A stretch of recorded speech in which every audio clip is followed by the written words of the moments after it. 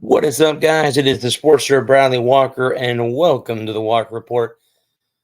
Happy Thursday to you guys. We are part of NGSC Sports, guys. Remember the website, it's ngscsports.com for all your current sports content.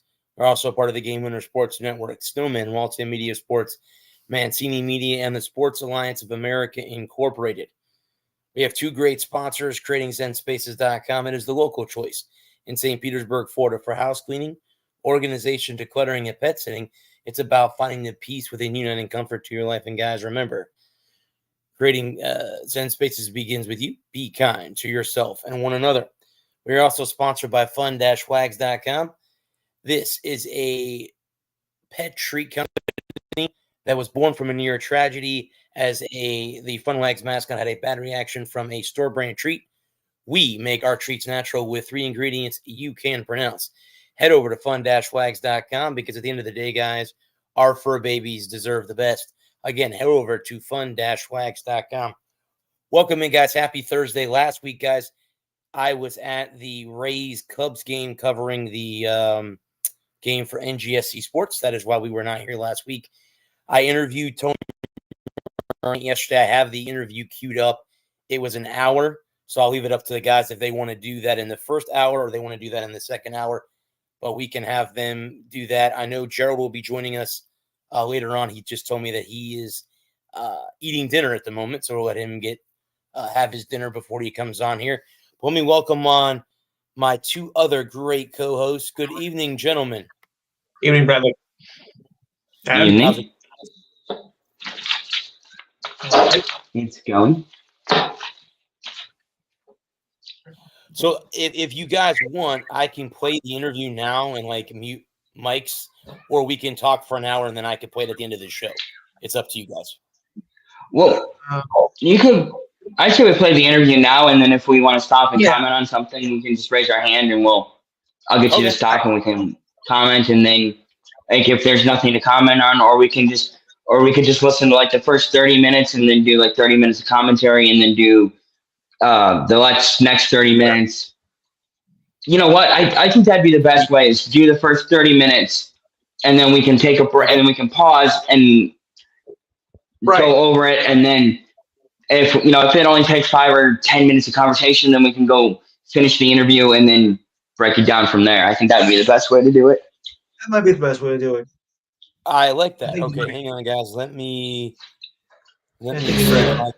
pull this up. That way it's on the screen. Yeah, it's right here. Let's see if this will work. There it is. Okay, hit share. Right there it is. All right, guys, I'm going to go ahead and press play, and I'll let you guys listen into the guy interviewed yesterday. I have some questions to ask. First off, I have to ask this question. What inspired you to write your book? Just what was the inspiration behind that? Well, while I was with the Yankees in 2013, 2014, as a matter of fact, a report came out stating that only 18% of our 8th grade students were proficient in social studies. This was the National Assessment for Educational Progress report. The nation's report card had this statement. I was alarmed, and I said, I can't stand by it and just watch this happen. So I asked the Yankees for permission to design a program which I could bring to the middle schools because it was the 8th graders that were focused on.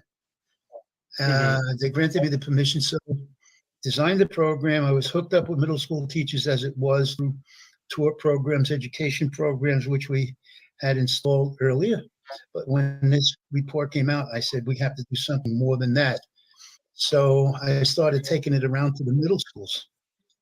And then Fordham University heard about it, and they invited me to bring it to Fordham. I became an adjunct professor at Fordham from 2013 to 2018.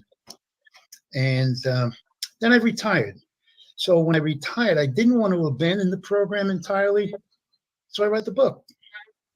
It took me about 3 years to write the book, Brandon. So 2018, I had finished my 60 years there in Yankee Stadium, and I said it's time to go. And In 2001, the book came out. It took me about 3 years with a lot of help from the Geek Squad. Okay. Yeah, so that's pretty much the premise that I had to go to work on this. And at this point in time, I'm involved with the National Speakers Association, and I'm working on a TED Talk. A TEDx is it's another form of public speaking on a grander scale. So it's helping me up my game to speak globally, as a matter of fact. So that's where I am right now. I put my application in, and I'm looking forward to making it happen. Okay, and Tony, what did you do for the Yankees for so long? Were you part of the staffing for the team? What did you do for the Yankees? Well, I started out in 1958 as an usher. Okay. In 1960, this is one of my favorite points when people ask me about favorite moments in my history at Yankee Stadium. Mickey Mantle was very popular at that time. The fans, they loved him. They loved him. They saw how he was playing, what he was playing under. They saw the photo of him all bandaged up from head to toe and everything. I don't know if you ever saw that one. But they really had taken a liking to him. He was the heart and soul of the team. They went to the World Series 8 times in that decade, okay? And Mickey was and he was part of it, a big part of it, as a matter of fact. Triple Crown winner, and we could go on and on about the Mick. But he was very popular. And what was going on at that time, people were allowed to leave the stadium way of the field, because out in center field, there was an exit that took you right into 161st Street, where the subway was. The L was right there. But the fans weren't just going out to the subway. They were trying to grab Mickey Mantle. While Mickey's coming, picture the top of the ninth inning, the Yankees are winning most of the time. Mickey's coming in off the field. The fans are starting to encroach the field. Now they started to get to Mickey. And Mickey had to fight his way through the crowd sometimes, so he called for security. And security at that time were ushers. We didn't have a regular security system like you have today. So they formed what was known as a suicide squad. And there were 6 guys that were asked to go out and meet Mickey by second base. But he took the youngsters that were able to, they were faster than the older ushers, and there were a lot of older ushers there. So, and when I got picked to go out there, part of that suicide squad, hey, Mickey, follow me. Oh, my God. What a thrill that was. So I stayed with the Yankees. I went to, I joined the Navy. I was in the Navy from 62 to 66. Came back out, did some job down on Wall Street, the stock exchange, stuff like that. And then I came into the organization in 73 with Mr. Steinbrenner. He opened up a Reuben season sales department. And I came in on the ground floor there. And what changed my life came about in 1979. I was a member of the Bronx Historical Society, and I was asked by the society if I could give them a tour of Yankee Stadium, because I had taken the president of the organization to different parts of the stadium on lunch. He would come down, we'd have lunch, I'd take him downstairs. I had free reign. I took him on the roof, I took him all over the place, right? And he said, "Oh, do you think you could do a tour for us?" I said, "What do you mean?" "Well, could you do a tour? We're going to go out to Monument Park. I'm going to go on the field and the dugout." Oh, yeah, sure. So I never did a public speaking tour at that point. And as we were getting closer to the date, the ladies called me and says, "Tony, how you doing? How's everything? I just want to let you know that the response to this tour that's coming up is really growing." And I'm saying, "Oh my God, I don't believe this." I'm praying for rain, snow, sleet, hail. I got all of that, plus 125 people on Veterans Day of 1979. And you know what? I lived through it. And after it was over, I said, "Well, you're still alive." So I started doing VIP tours until 85. I introduced them to the school kids, charged them $2 for a kid and $4 for a teacher, until we opened them up to the public in 1990. And Mr. Steinbrenner gave me the opportunity to open up a department He said, "Tony, I want you to run this department. You could start it, and you don't have to answer to anybody. Just let me know what you're doing." I thought I died and went to heaven. The boss is giving me the green light to get my own department going. So I started the department in 2005. I was working closely with middle school teachers and teaching about leadership. And I had some of the ball players like Derek Jeter and Mark Teixeira do some public service announcements for me. It was going well until that report card came out in 2014. That changed everything. So that brings us to where we are today, where I'm involved with getting moving on this TEDx talk stuff. So, as a Boston Red Sox fan, that's me. I'm the enemy. But I have to say, Tony, I took a tour of Yankee Stadium, the old one, not the new one, back in like 2000. I think it was 2014, something around that time, if I remember correctly. The new one came in 2009, Brad. Oh, then it had to be before that then, because it was shortly after 9/11, because the towers had just been knocked down. There was the base of what is now the Freedom Tower. So it had to be 2000, maybe 2012 or 13, somewhere in that neighborhood. And I really, like I said, as a Red Sox fan, obviously that's your enemy. That's the mortal enemy. But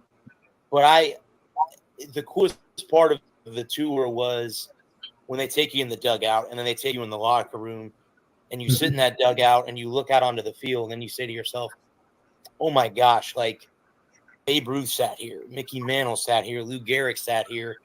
You know, you go back through all the legends of Mickey, and I mean, it's flabbergasting, even as a non-fan, to go, holy crap, I just sat in the same dugout as all of those guys who are all Hall of Famers. Mm-hmm. And it's like, holy cow. And I was, flabbergasted, I guess as a non-Yankee fan, but I have to ask you, because you were there with Mickey. Can someone please explain to me how Roger Maris is not in the Hall of Fame? I don't think he spent enough time up in the limelight. Okay. He had a couple of really good years, but I don't think it was enough.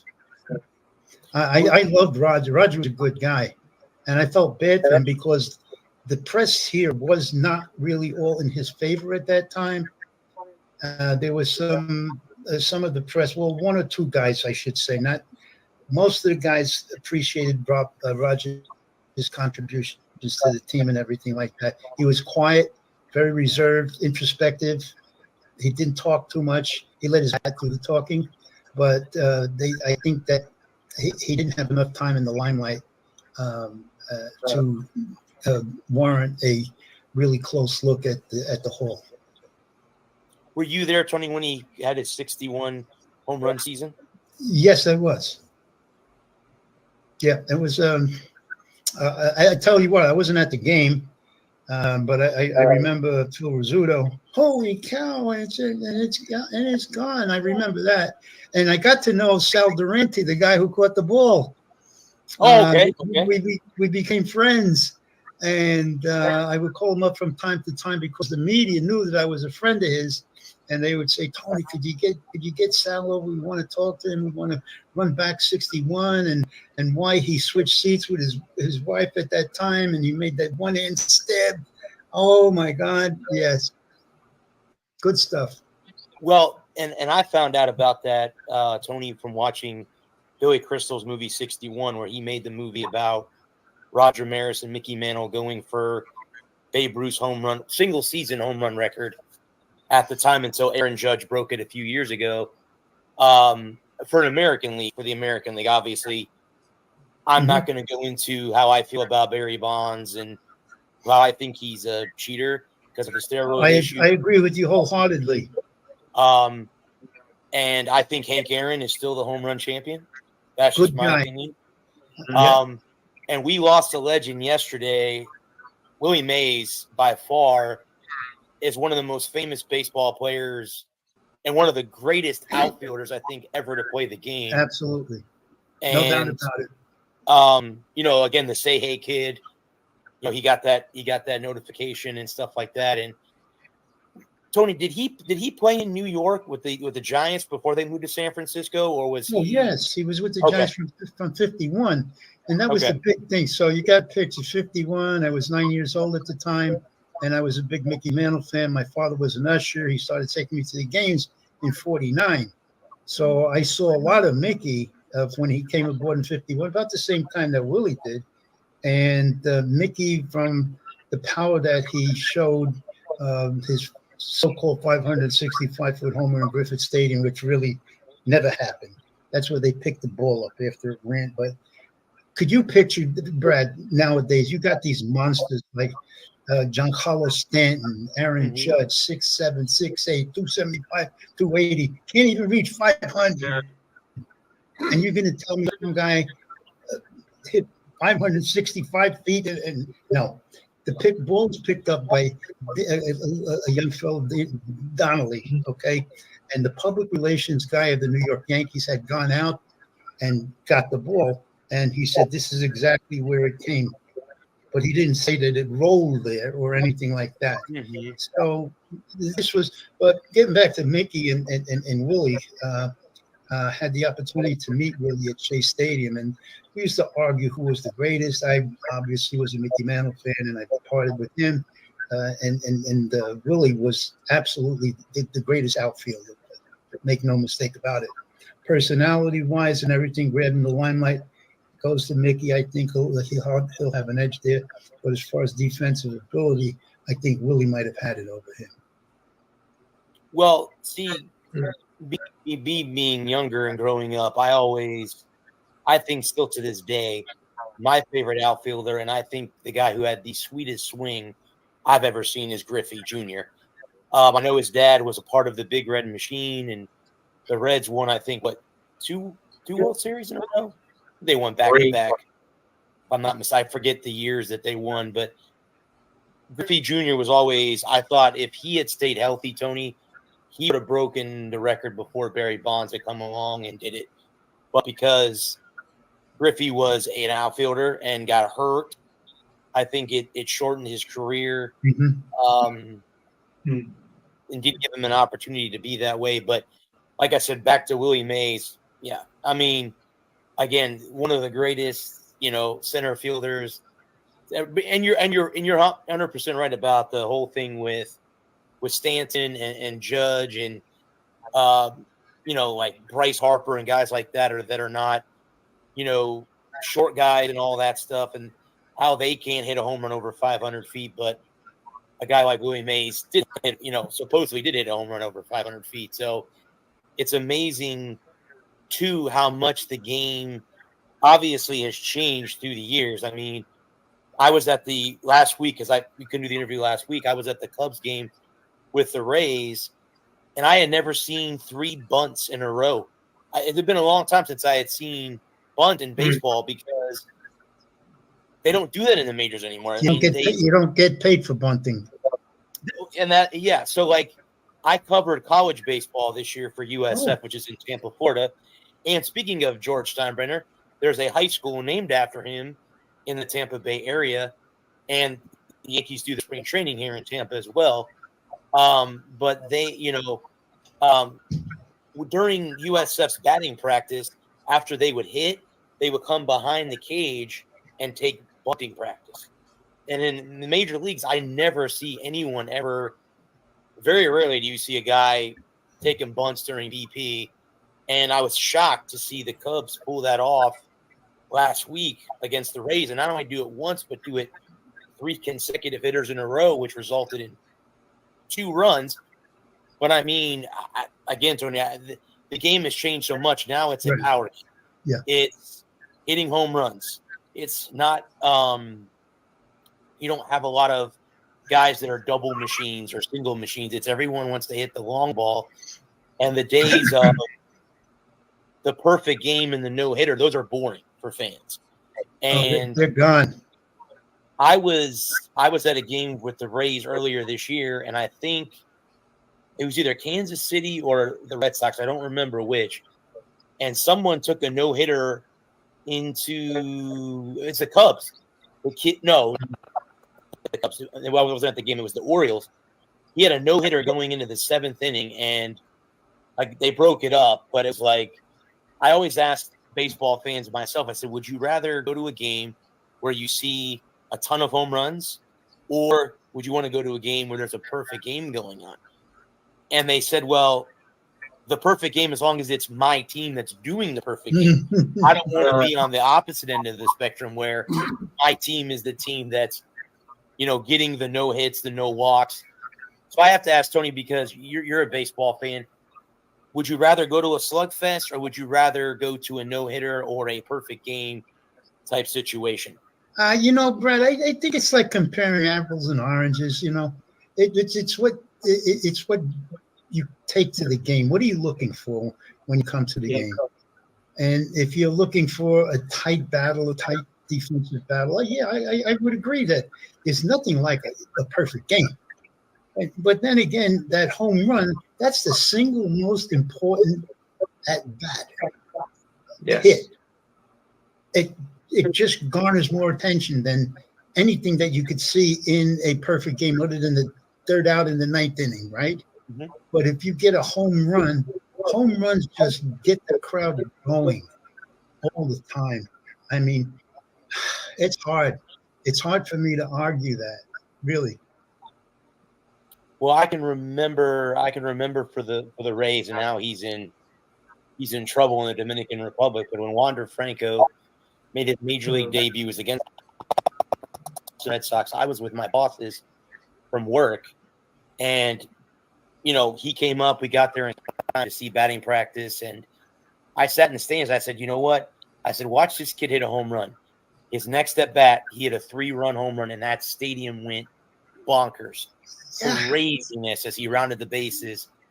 And you're right. I think most of the games that I've been to, I've been to Fenway Park. I got to see David Ortiz hit a home run.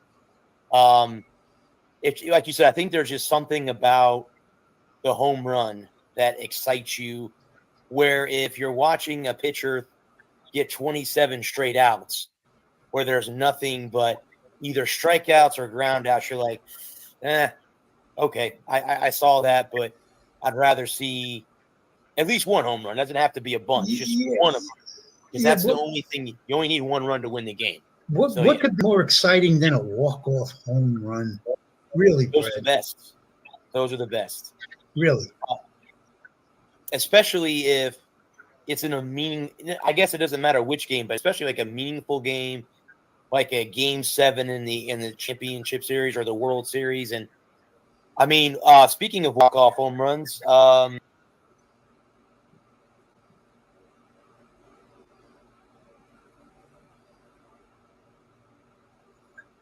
who was the guy that hit one for the Giants against the Dodgers? The hit her around the world. I don't remember the guy's name now. I do. It was the New York Giants and the Brooklyn Dodgers. I know who that was. That was 1951, and the shot heard around the world. I remember the call by Russ Hodges. Yes, he was the announcer at the time, and Bobby Hoffman. There you go. Okay. 3-run homer, and you talk about fields having their own characteristics. It was 256 down the line in left field at that point, but it shed it straight out in the Polo Grounds, and that was the shot heard around the world. Yeah, mm-hmm. And the Dodgers, because the rivalry was so great between the Giants and the Dodgers at that time. Mm. So with that, you had the Giants, the Dodgers, and the Yankees. How cool was New York to have 3 baseball teams all at one time? Going on all. Yeah, it was the epicenter of the game. Make no mistake about it. You go back to 47. So from 47 to 67, Brad, is what is called the golden era of New York baseball, because you had the Yankees, Giants, and Dodgers all involved in the World Series, except for 48. Okay, in one of those years, either one or both teams were involved in the World Series, and it was just a wonderful thing to be in New York at that time. But as you grow older and you find out the reasons why the Dodgers left, because Walter O'Malley couldn't get it straight with the Robert Moses, the planner, the engineer, under Dwight Eisenhower, who, well, even before Dwight, they were building an interstate system, and they didn't care about people. They carved out neighborhoods. I'll never forget the Cross Bronx Expressway, going through some wonderful neighborhoods, of which I only grew up a few blocks from, and to see what happened to the neighborhoods, which formerly were basically Jewish people, and then all of a sudden, when they had it up and left, and there was it started mass migration, because we were getting part of the Latino community move in at that time, and they took over that lower section of the Bronx. Until to this day, it's still mostly Hispanic. So there was a lot of stuff that was going on then, and I think that being part of or being a fan of one of the New York teams at that time, it didn't get any better, really. It just couldn't get any better. How cool was it, Tony, to hear about Jackie Robinson coming to the Dodgers? Well, I wasn't a big fan of Jackie. I wasn't fully integrated at that time, and I still think that Yogi tagged him out, okay, at home plate. But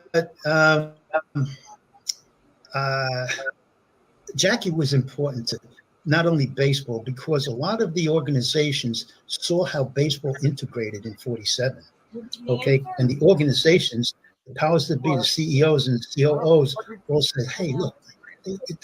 And baseball was bigger than football and basketball and hockey at that time, okay?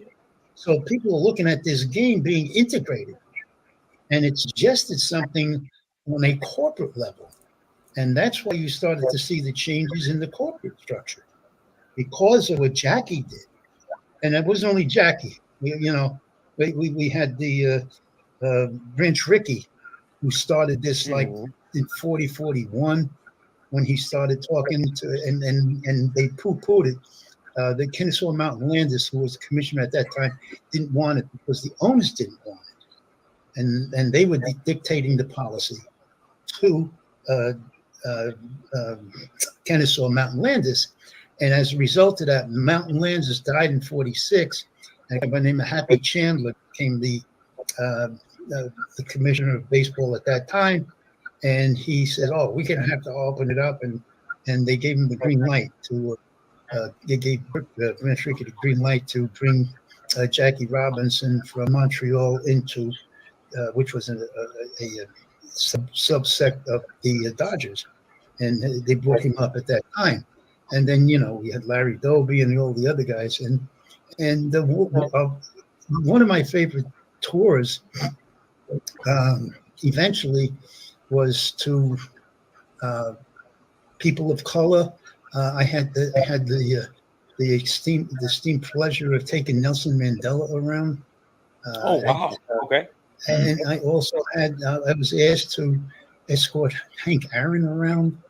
These are two famous people that came near and dear to me, because I had all this time with them, taking tours and just relishing that opportunity that was given to me. And then I brought Hank down into the dugout because he was friends with Joe Torre. They played ball together and everything. That was a wonderful thing. I just felt that Jackie at that time was the spark. Obviously, I mean, it's a known fact. I enjoyed the movie 42 that came out about Jackie and how he was brought into the league by Branch Rickey, and the Dodgers, of course, lost their manager the year that he was brought up because of a cheating scandal or something along those lines. Leo DeRocha, that was DeRocha. And then he went from the Dodgers to the Giants the following season. He went to the rival team to coach the Giants. Mm-hmm. 42. Again, I wasn't alive during that time, but what Jackie had to put up with, there'd be many men that would have probably snapped in a heartbeat, but for him to going to the ballpark, knowing what you're going to be called, knowing you're getting death threats sent to you. And then after he got married and had kids, Yeah, I mean, it took a lot of balls. I'm going to say that profusely, balls for him to go through what he did and still was able to shine. And obviously now every jersey, all the 42s are officially retired across baseball. The last one that I know of was Mariano Rivera, who, even though I'm not a Yankee fan, the two Yankees that I respect more than anybody from my era is Jeter and Rivera. Those two guys were the class. Yeah. And they beat my Red Sox a lot. I'm not gonna lie. I ain't gonna lie. They beat my Red Sox a lot. Well, you got even in the 21st century, though. Right. Yeah. Correct. Your 21st century married your first century, by the way. Right. Correct. Right. Correct.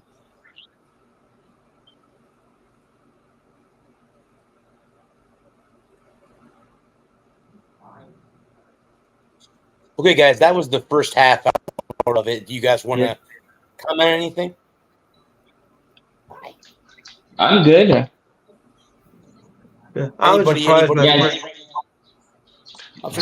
surprised saying that how the it's about 18% of the kids back then, like I was surprised that was so low back then. Well, that 18% is actually right now. That's right now. Yeah, that's right now. Yeah. Shocking. Mm-hmm. Mm-hmm. Do you guys want me to go ahead and play the rest of it for you? Yeah, go ahead. Well, yeah. I don't have anything to that. Just a second. Let me go.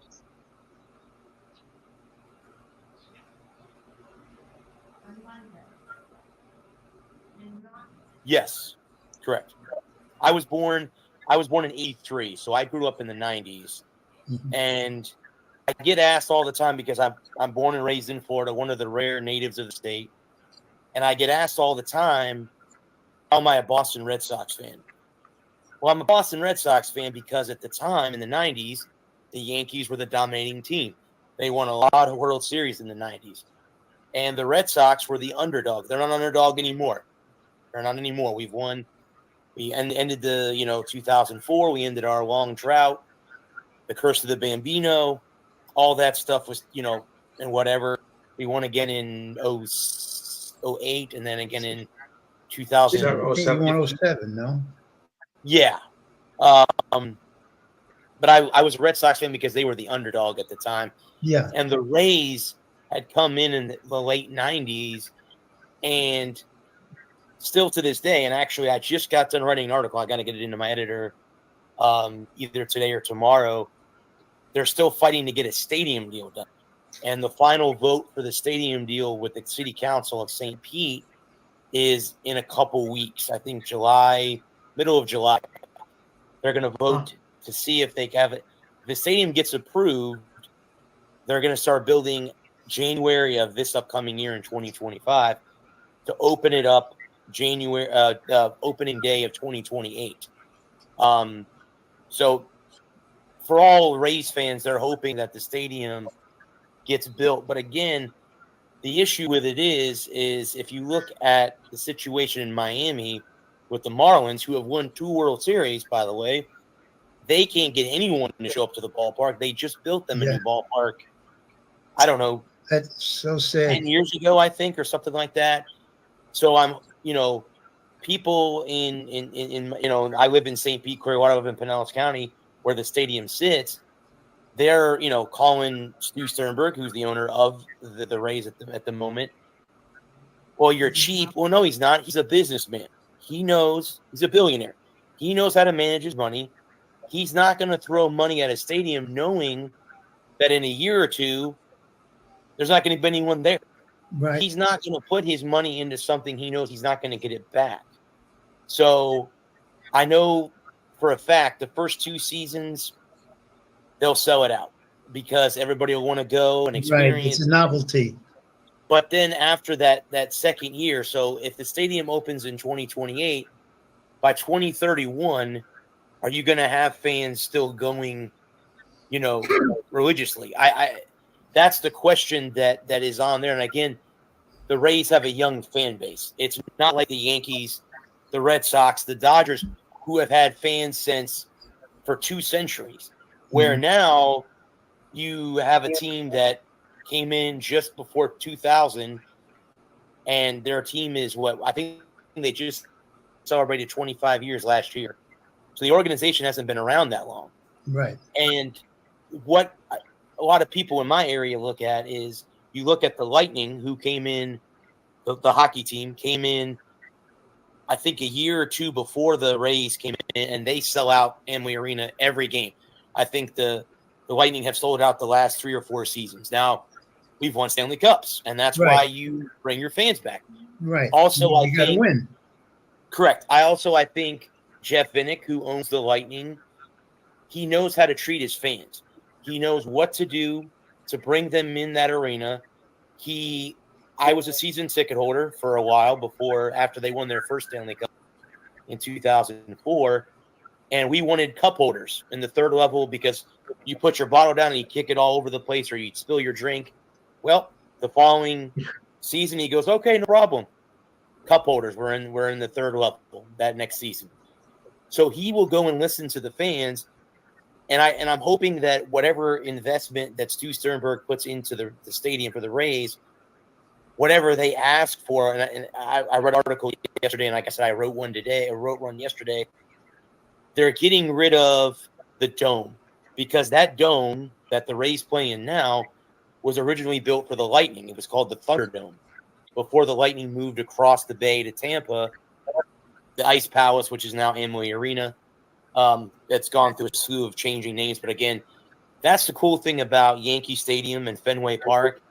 They don't change names because of sponsors. It just stays Wrigley Field, Yankee Stadium, Fenway Park. With the sponsorships, but again, I know that's money. Owners bring in revenue. I understand that that's what you have to do. But I'm hoping that if the Rays do get the approval, I think it's 3 weeks from now, with the new stadium, I'm hoping that they can still fill it beyond the first few years of that. Well, it depends on the team, Brad. It depends on the team.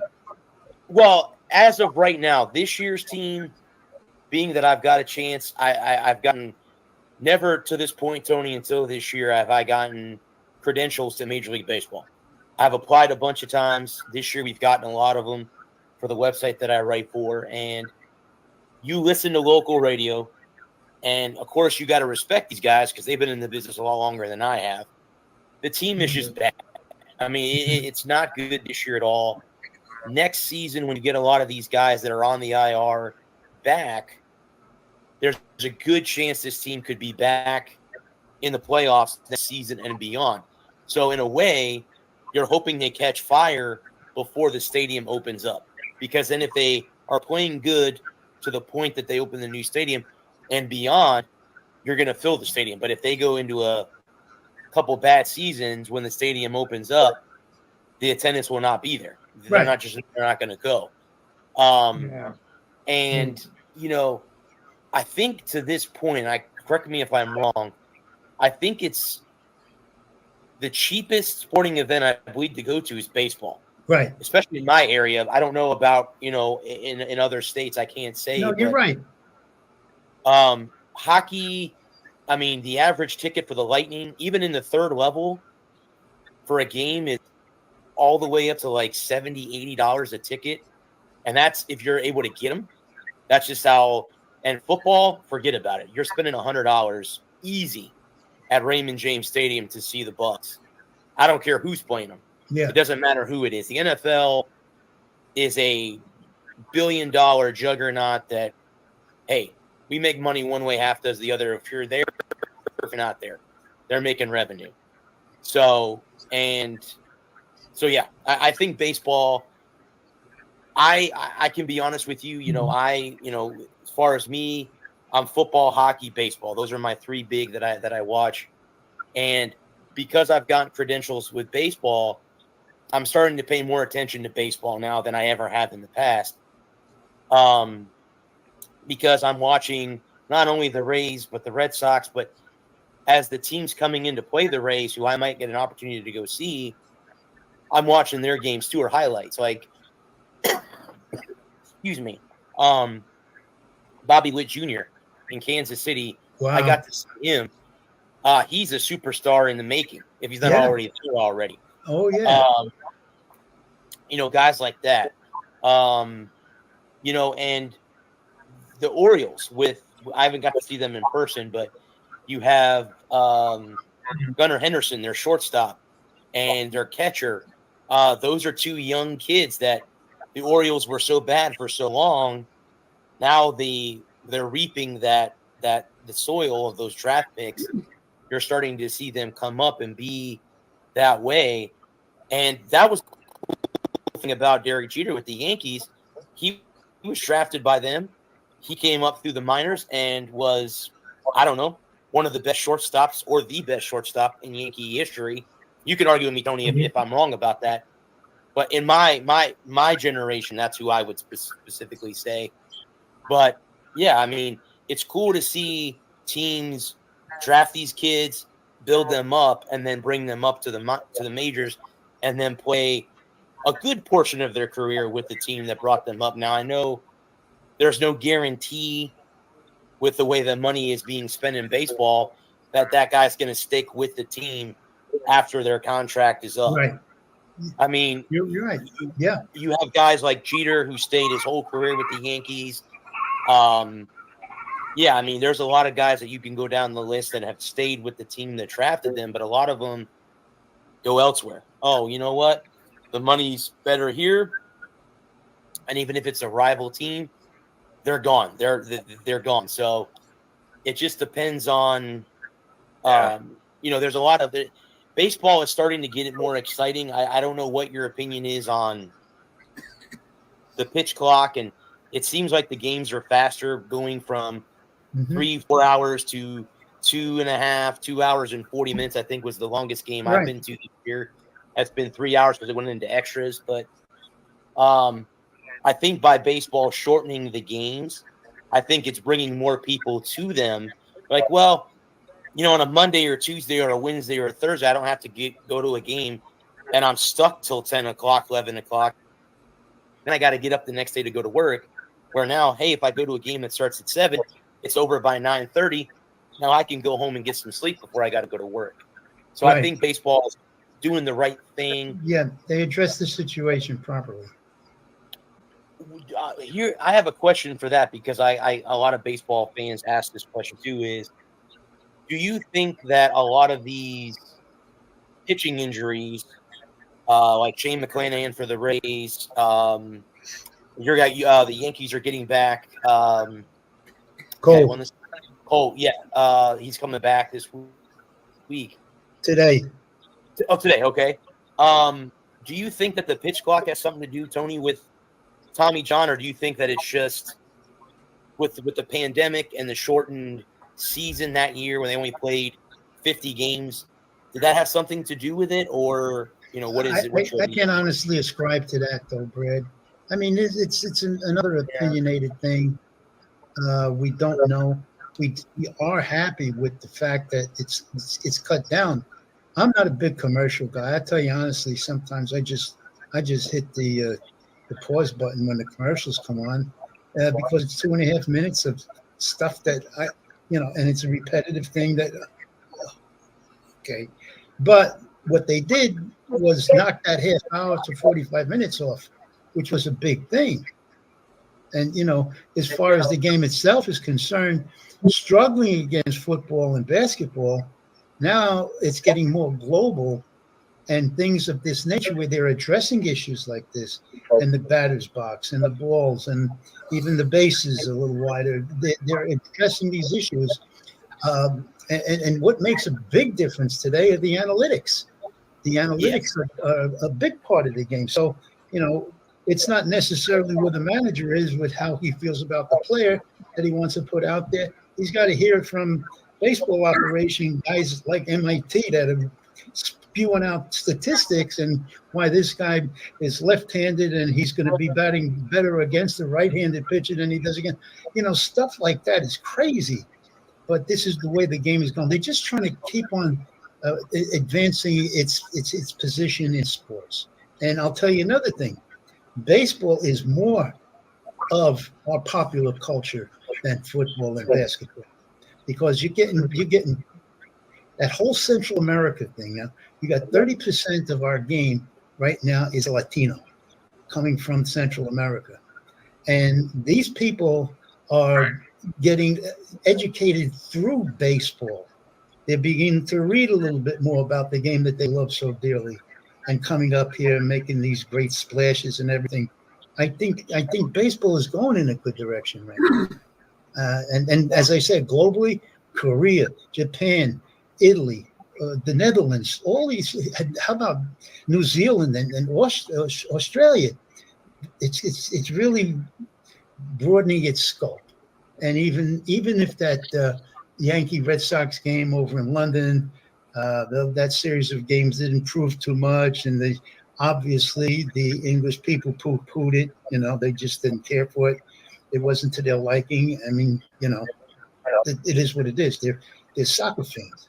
So, but there were other countries that were more in the professional realm than London, where they could have gone, but being that they had more splash in London is why they chose that, as opposed to the Netherlands and Italy, we had professional teams. So I like the direction that the game is going. They're moving and they're broadening their scope. They're shortening the games. I'm a big fan, and being involved with the team for 60 years, that's where my heart lies. No, that's really cool. I mean, to say that you were part of an organization for 6 years, and one that is so ingrained in the MLB DNA. I mean, the team that's won more World Series than any organization. And like I said, one that even in my state of Florida has an impact with the Yankees being here in Tampa, and George Steinbrenner. There's a high school named after him in the Tampa Bay area, and how much money he gave to us here in Tampa to open up a high school, and all the donations he made to all the sporting teams here. It's awesome. I mean, again, you even knowing that is my rival team, you have to respect what they've done, where they've come from, and what they've done for the game. Because everybody that's not a Yankee fan can't stand them, because again, they win. No one hates the losers. No one hates a loser. Everybody hates the winners. Everybody hates the Dodgers. Everybody hates the Red Sox. Everybody hates the Yankees, unless you're a fan of those organizations, because they win a lot. And when they're not winning, everybody's like, "Oh yeah, see, now we don't have to worry about them because they're not winning." Mm-hmm. But if they catch fire, like the Yankees are this year, which I think they're going to win the division. That's my opinion. I think they are just a little bit better than Baltimore right now. It's going to see how the deadline and everything coming up, to see which way they go. But I think baseball is starting to become part of the DNA again of the sporting world in general. I think for a while. I'm glad to hear that. I'm glad to hear that from where you stand, Brad, on your pulpit, listening to that. It heartens to me. Because, like I said, Tony, I am the biggest football fan, and I never played it down in my life. I'm a golfer. My uncle taught me how to play golf when I was very, very young, but I've been a football fan since I was able to crawl, and I've gone through the different eras. I just got done watching the documentary about Barry Sanders, and my favorite running back of all time is Walter Payton. And I didn't even get to see Walter run that much because he was before my era of when I started to start following football as it is. And because I cover college football, and I'm an announcer for a high school football team, football is kind of like a crown, But during the spring, obviously right now, football over in February, spring training rolls around in April, hockey's in the midst of it's almost being over. Baseball is that like you said, now that I've gotten credentials, and it's kind of cool to go to the ballpark see the guys warming up, meet the other media guys. I mean, I got to meet one of the Royals TV guys. It's interesting to get their perspective of the game, and I think that I agree, Tony, the game is moving in the right direction. Yeah. And I really believe that that's only going, again, to impact baseball getting back into being in the top 3 or 4 in the sporting world. Brad, let me interject a thought here. Relative to what you're saying, my book, the book that I wrote, was Baseball, the New York Game, how the national pastime paralleled U.S. history. So, as part of our popular culture, baseball had a symbiotic relationship with American history. Segregation, consumerism, advertising, all of these concepts were paralleled between baseball and American history. So it wasn't football that was bringing the culture to the forefront. It was baseball. And that is still part of our popular culture. And it's still the national pastime. Let me read you a quote from a very famous baseball movie called Field of Dreams. This quote is from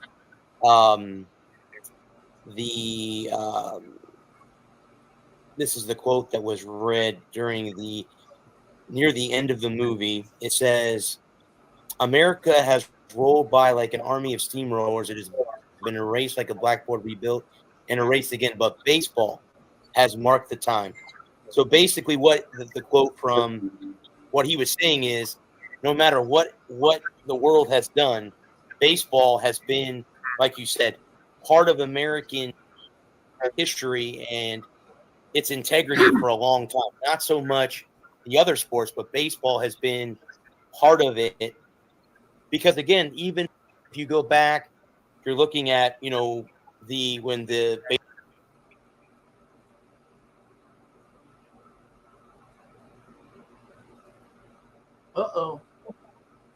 and they're in the Hall of Fame. And now the Negro League, now their stats are being mixed in with Major League stats. And I know that is, Tony, that's one of the Hall of Fames I have yet to get to is in Cooperstown.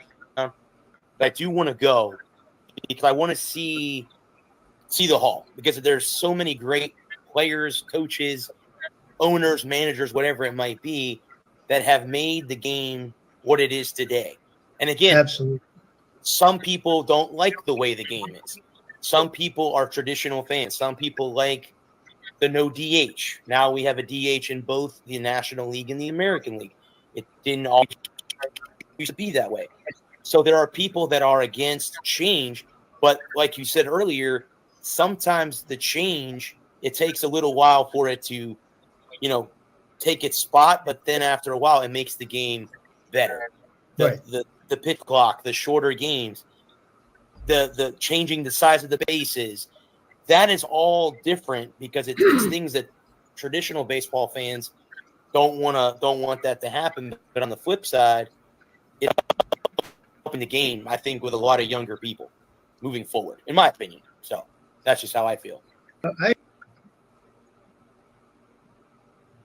agree. No, I agree wholeheartedly. Tony, that is, I've gotten every question that I wanted to ask. Speaking of your book, you were talking about middle schoolers. So do they have you going out to talking to middle schools in your area, or is that I did, Brad. I spoke to the middle schools, and I was invited to bring it to a higher level, Fordham University, which I did from 2013 to 2018. But no, I'm still trying to work closely with the middle schools. I'm in LinkedIn, and I'm trying to reach out to the decision makers of our curriculum and why the kids are struggling. I think it all revolves around reading. I agree. I think that's one of the most important parts because reading is the prelude to our literacy. And if we don't read, what happens? You're going to get 18% proficient on the national report card. Okay, but reading isn't the goal here, Brad. It's becoming a reader. Okay, to put the readers in a happy zone, the kids in a happy zone, the environment that the parents provide. I think the parents are the most important part, more so than the teachers. The teacher's there for a few hours a day and the kids can go home. Parents have to put them in that zone where it's conducive to reading and understanding the game. This is a very important thing that we're trying to do right now, and this is what I'm out there doing. Well, I'll have to say this, Tony, too. Out of all the social media platforms that I do my show on, I have found more guests from my show on LinkedIn than any other ones. And I don't know if it's because on LinkedIn, everyone's more professional. And I'm not trying to knock people that are professional on any of the other ones, but I've had a guy who wrote a book about Lance Armstrong. Found him on LinkedIn. I had a doctor who invented a mouth guard that gives you energy from Ohio. I never would have met these guys had I not been on LinkedIn, and I found you, sir, on there as well. But what I'm saying is, I have two nephews and a niece. My older nephew is starting middle school in August. So in a couple months from now, when the school year starts back up again, he is, because in Florida we start in August, he's going to middle school. And you're 100% correct. When I went to school, reading was important. We had books. I remember in high school, every year we had 4 or 5 books we had to read for the class. So if you didn't read them, you would flunk. You would fail. If you read them and you were able to comprehend what it was. But Tony, you're 100% correct. I'll give you this example. I was in elementary school. I wasn't a very good reader at all. I was luckily and fortunate enough to have a neighbor who lived about 2 houses down from me, and she taught me how to read. And I'm going to say that today. She taught me how to read. Wow. I would have been a pretty bad student. I graduated with a 3.5 grade percent average from high school, and I graduated college with a 3.7. Wow.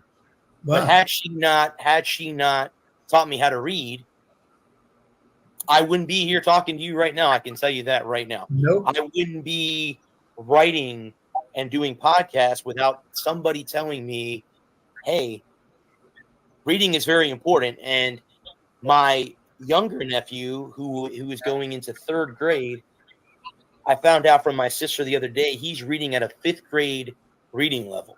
So he's already reading beyond comprehension and stuff like that. But I think you're hitting it in the right spot, because going into middle school, as a human, that's when your maturity years start. You're starting to go from a kid to a teen, that type of thing.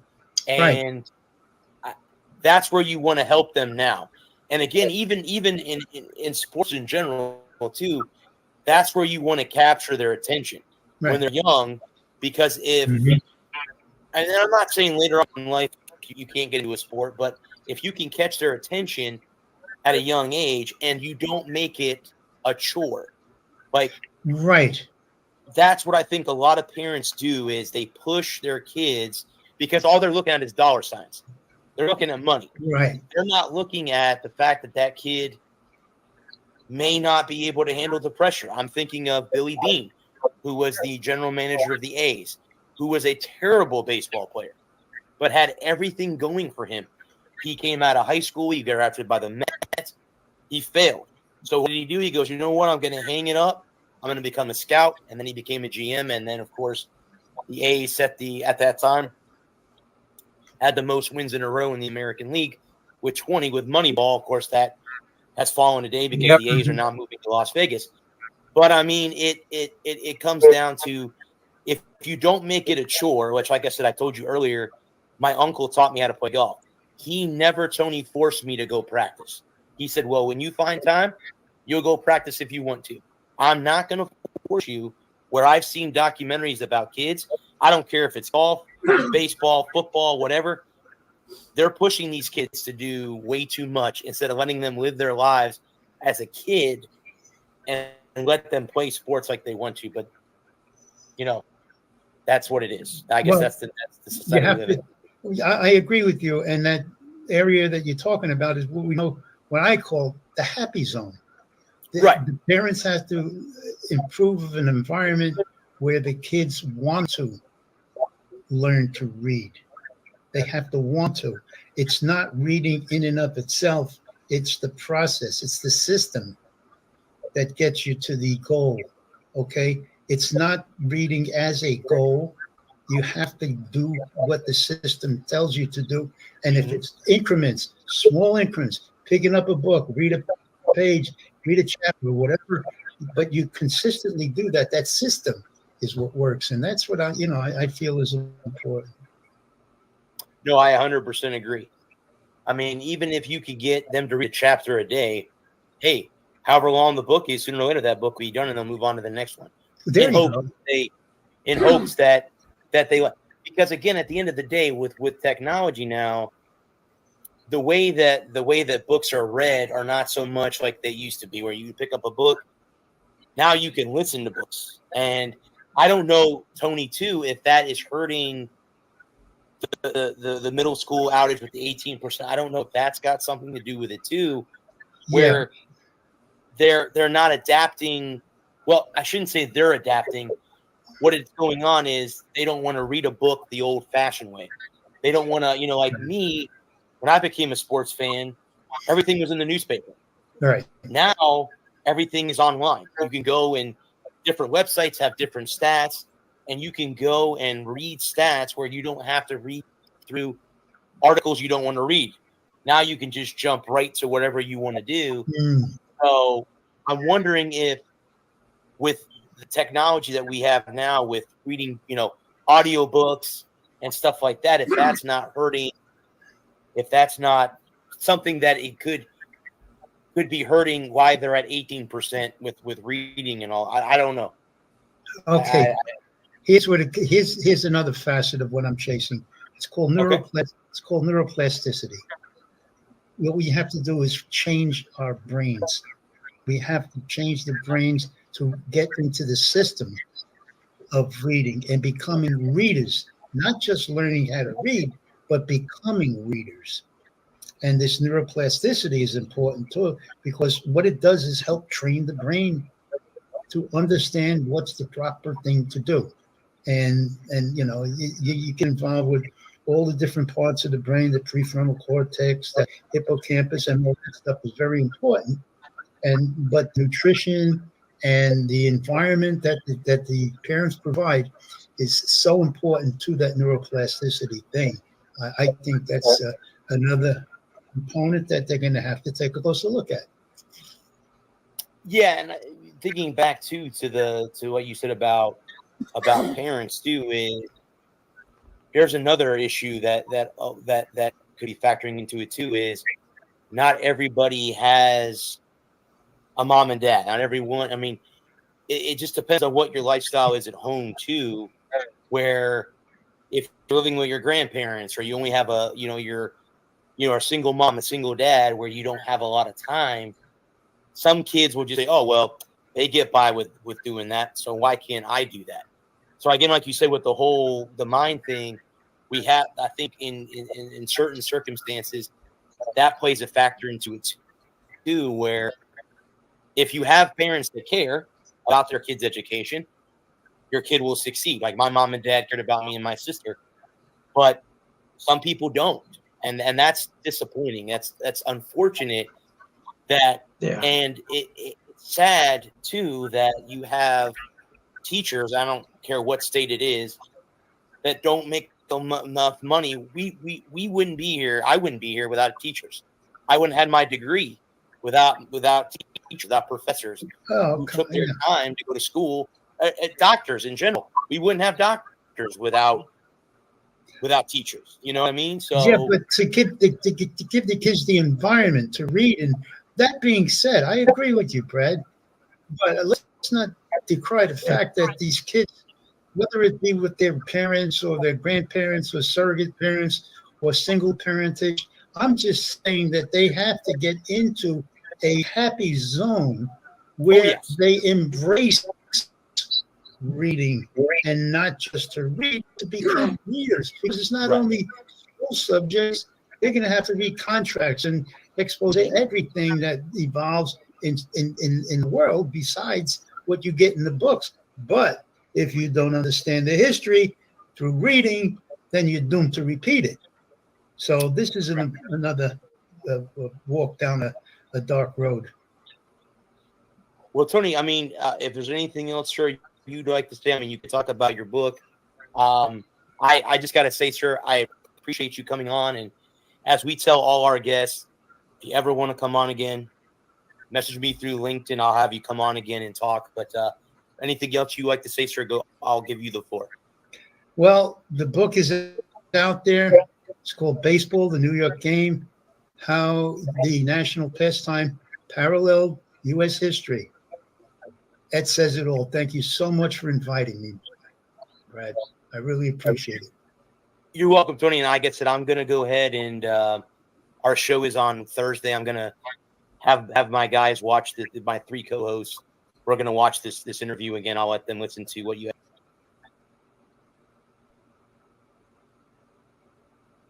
Unmute. That might help. All right, guys. So, pretty insightful. So I'll take you.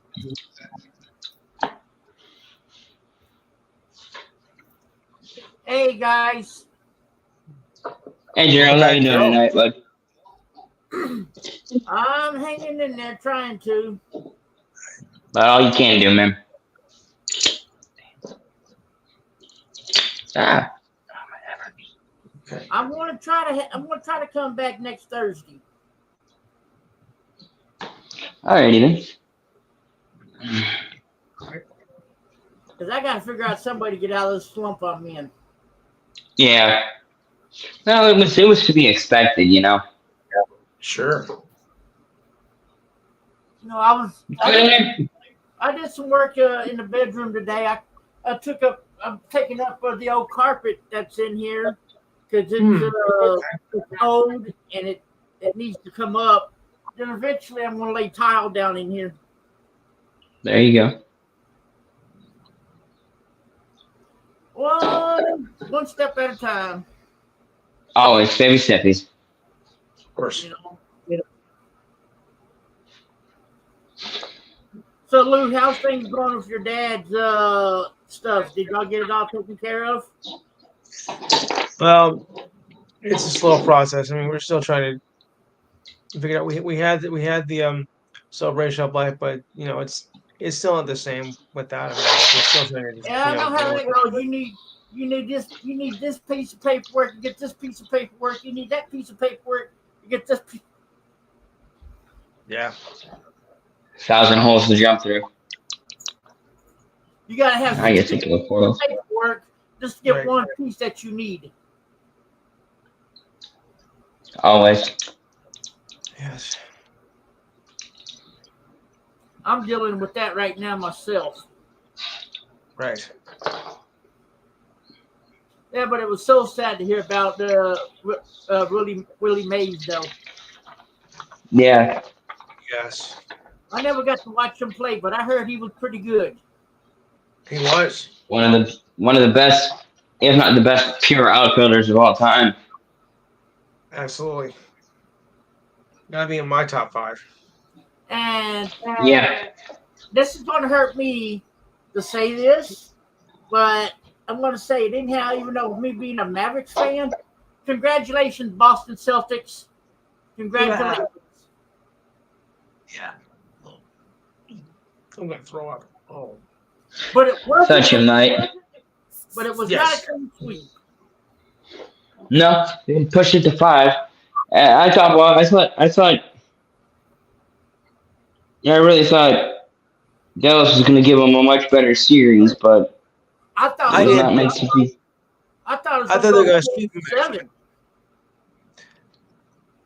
I mean, I really thought they were going to sweep them, but that game 4, I'm like, okay, what happened here?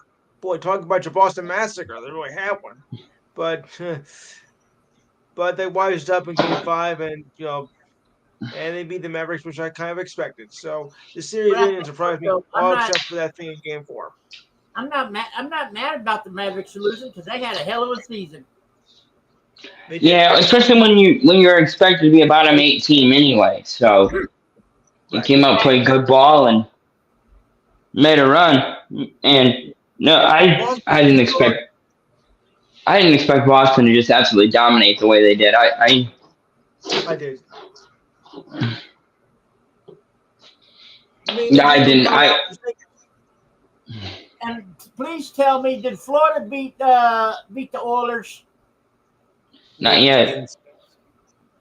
I think we're still in progress of that game. No, I was going to say, it should be going on now. This is what, Game 6? Game 6. Yeah. I think Florida's got to close it out tonight, or they'll. Florida Oilers. Oh, Florida Oilers. That's Game 6 is tomorrow. I'll tell you. Is it? Nobody know how long this series is going to go. I mean, I didn't even know. Because these two teams weren't even supposed to be here. So I think anything could have happened. And I think, the Oilers, I think the momentum started late in Game 4 when they started coming back down from 4-1. But it wasn't for that miraculous save by Bobrovsky late in the third. It might be a whole different series here. And I think the momentum is starting to shift now. So I wouldn't be surprised if we had a Game 7 Monday night. And this would be the first time in a long time that a team has come back from 3-0 to push a Game 7. It's been to get to 3, to get to 7. Last night it was 75.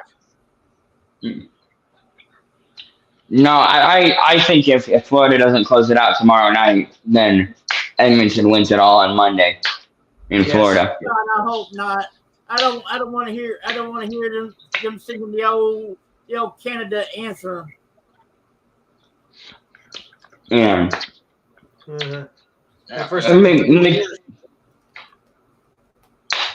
And McJesus there found your stride in Game 4.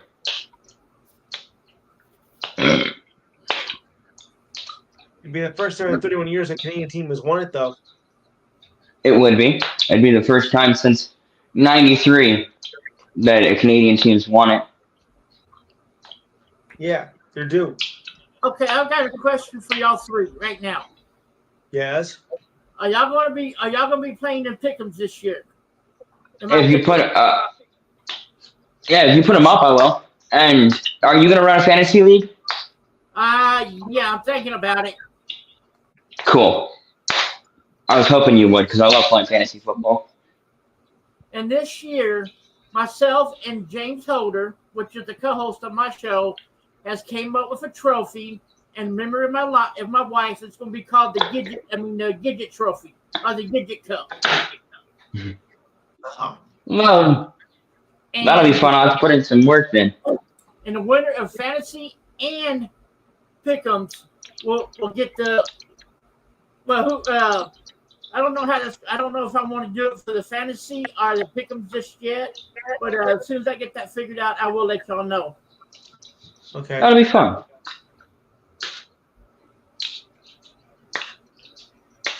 All right.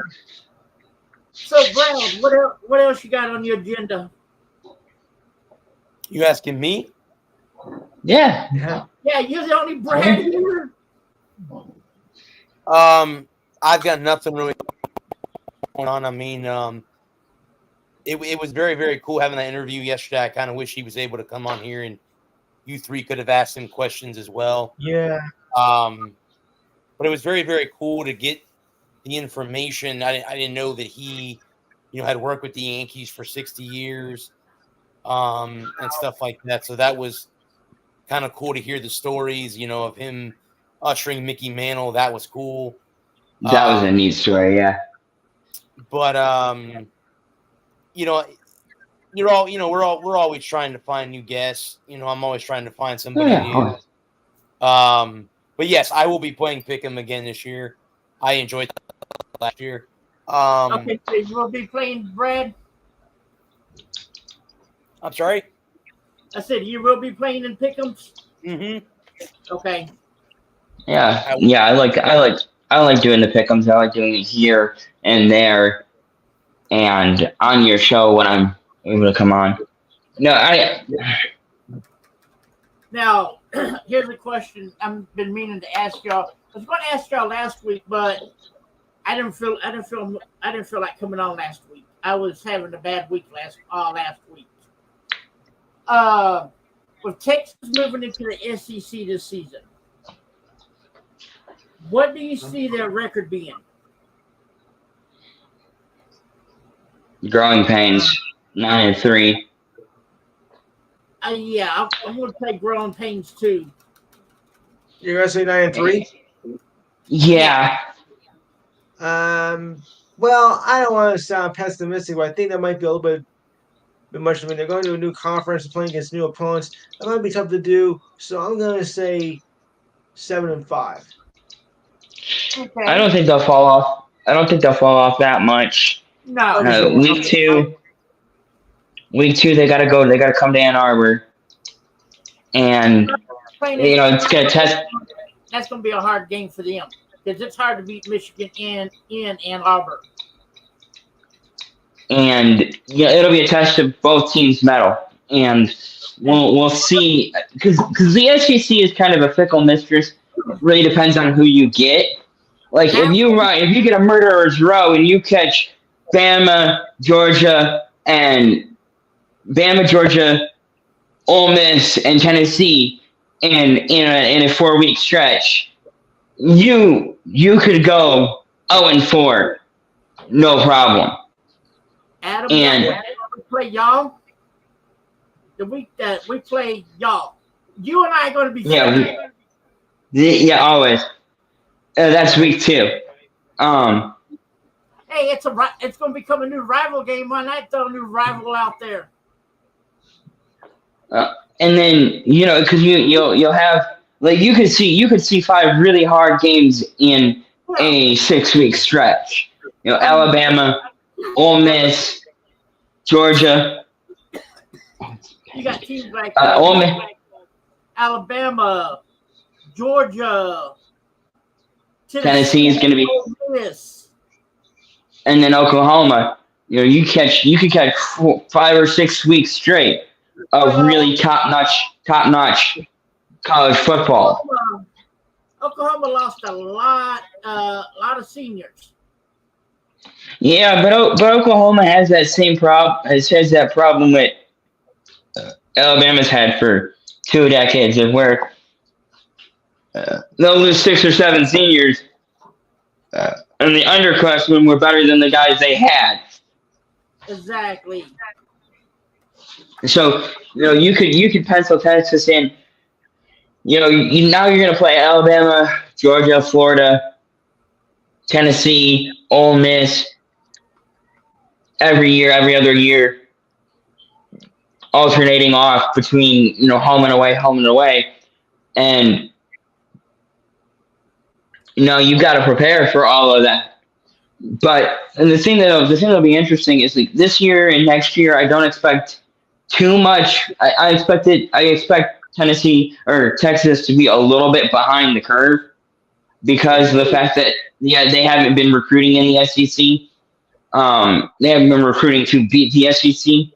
When you're in the Big 12, you recruit to beat the Big 12, so you get different athletes at your skills positions at quarterback. And so can they go and change how they play, how they adjust to what the defenses and offenses are trying to give them from the SEC, and play a more SEC style of football? 2 years of 8-4. Go ahead, Adam. Sorry. No, that's okay. Just don't be surprised if you have 2 or 3 years of 9-3 football. 7. Because that's the way it was, and that's the way we were in the Big 12 when we first went into the Big 12. We had 2-3 years of struggling like that. Then finally we got caught up and started playing better. But you did bring up a good point about playing to the conference streets. Look at what what Texas did. They went and got Arch Manning. And where did his uncle play? They played in the SEC. So. And his dad was the more talented of the three brothers. Which one? Arch's dad. Yeah, Archie Manning. But, that's his granddad. Texas knew what they were in for going into the SEC. So that's why they went and got Arch Manning. Yeah, but that's his uncles. They know how to play in the SEC. Yeah, but you gotta have that SEC foundation, the front sevens to be able to deal with the front sevens that Alabama and Georgia and Florida and Tennessee can field on a year-to-year basis. You don't see those. You don't see the nice thing the thing that Texas has going for it against Michigan, Ohio State, Notre Dame, Penn State. Some of the schools back east. Is Texas does have decent weather. It might, and it's going to be hot in August and September, but those October and November games in Texas aren't going to be miserable. Yeah. And so Texas has that going for it. That's why I think recruiting in the SEC is almost a cheat code. Recruiting in Florida, it's Florida. You're 100 miles from the coast. You're 100 miles from the ocean, no matter where you're at in Florida. And, then you have Georgia, Athens. It's a couple hours from Atlanta. It's a major market team. You're always going to be on TV.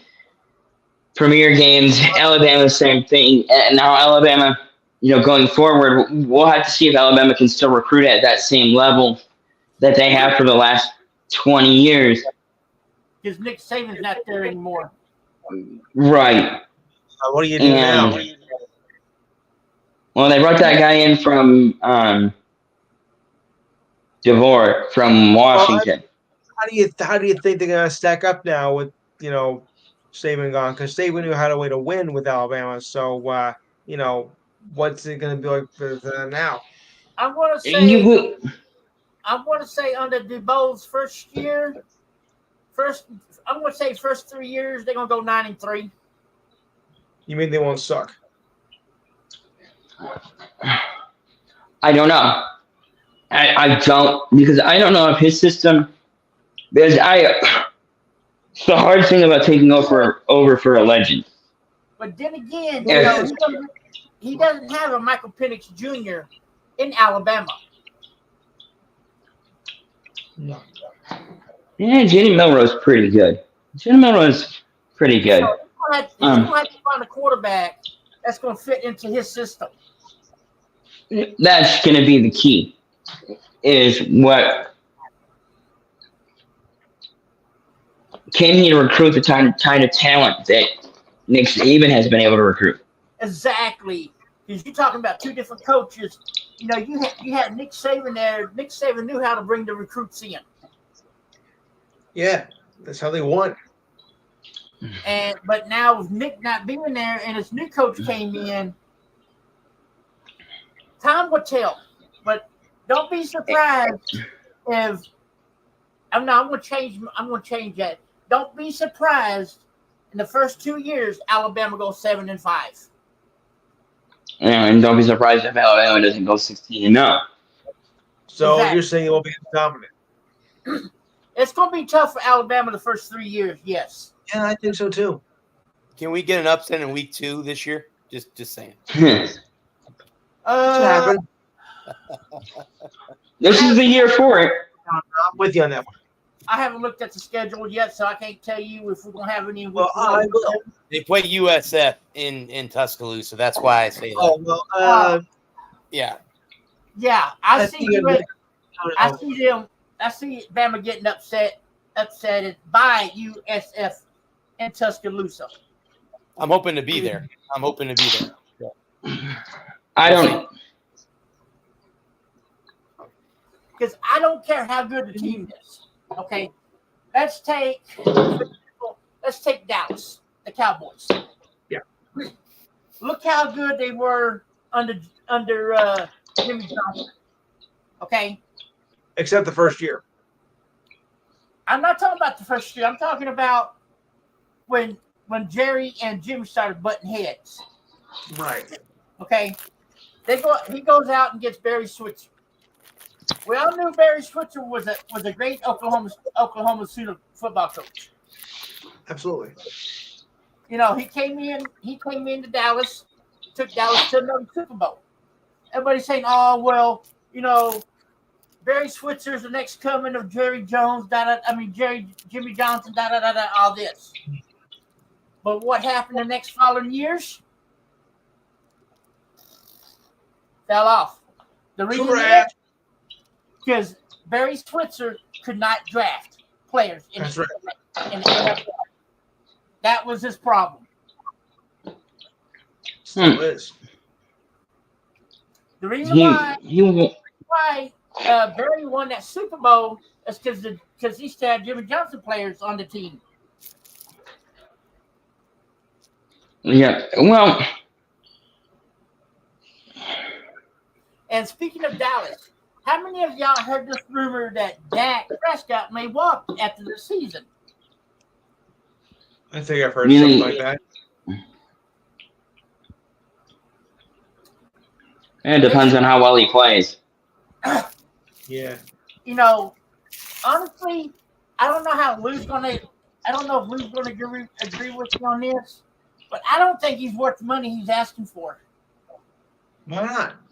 Well, I think he depends on what kind of production you can get out of him. Lou, okay, look at it this way. How many times has Dallas been to the playoffs under Dak Prescott? 5 or 6. Yeah, about 6. How many of those have they won? El Zippo. 1. One. Never made it to the Super Bowl, though. That's my point. Yeah. Well, Dak is a good quarterback, through the regular season. But when it comes to the playoffs, he chokes. It's a whole different animal. Well, Dak is one of those guys that firmly falls into the who's better category. Yeah. And Dak, unfortunately, system QB. I've been saying it ever since Dallas drafted him. He's a systems QB. Mm-hmm.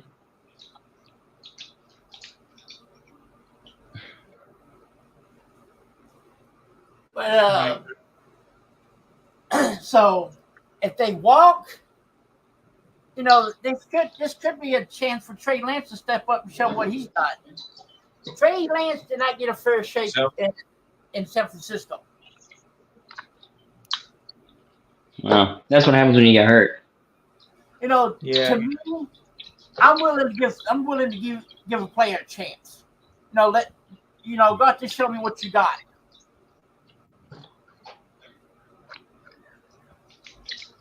Well, Trey Lance is. They come out and go, "Well, thank you, ma'am," and Dallas is in the Super Bowl. Then again, he may come out and play flat. Right. Well, I think it's certainly Dak's job to lose. And I still cannot believe Caleb Williams got benched at training camp. Yeah, it happens all the time. It's not that surprising. I mean, you go out and draft this big time name quarterback coming out of USC. He's supposed to be good. And then he gets into the NFL, starts training camp, and gets benched. Well, I'll be honest with you. I think with the Cowboys, the problem with them has been their offensive line. And I think if you get that fixed, I don't care who you have back there as a quarterback, it's not going to work. So when they fix that problem, as you saw with Carolina last year, they struggled, with Bryce Young. He struggled because he had no offensive line. If you have an offensive line, you can move the ball. I'm not saying that that's the deciding factor, but I think in Dallas, Okay. that's been the Well, issue. hold that thought there for a minute, years. Brad. Hold Okay. that thought for a minute. Look at Kansas City. Okay, Kansas City didn't have that good of an offensive line this year. Look what did Mahomes do? Mahomes tore up the playoffs. Right. Well, but you can't compare Dak to Patrick because Patrick has a better skill set. Patrick is 10 times better than Dak will ever be. Well, yeah, bro, that's what I mean. You can't compare the two of them because Mahomes is a generational player. He was when he was drafted. They took a chance with him, and ended up working out. But I mean, the Chiefs have gotten better offensively. They drafted offensive linemen. I think the Cowboys did too. I could be incorrect on that, but I think that's been the issue. Excuse me, for the longest time in Dallas, is that their offensive line isn't as good as it used to be in the past. Yeah, if you look back in their heyday, when Aikman was there, they had the best offensive line in all of the NFL. So they didn't have years. On the offensive line is Zach Martin, and I think he's like 35, 36. Yeah. Borderline. So he's, playing years. I say he's probably got 3 years at the most left. Yeah. But y'all have to admit, when Zach Martin came out of Boston College and started for Dallas, he was a beast. You're a top 5 lineman. No question about that. And but I still miss our center, Travis Fredericks. That boy right there, that was a mean monster right there. No. Still one thing. No. I agree with Brad. It's not fair because Dak is a very talented young quarter. No, he's not young anymore. I think he'll be 30 this year. QB. No, he's not. He's a very good quarterback. He's played in 2 different systems, and he's excelled in both. And the problem in Dallas is that they just one phase of the game goes away in the playoffs.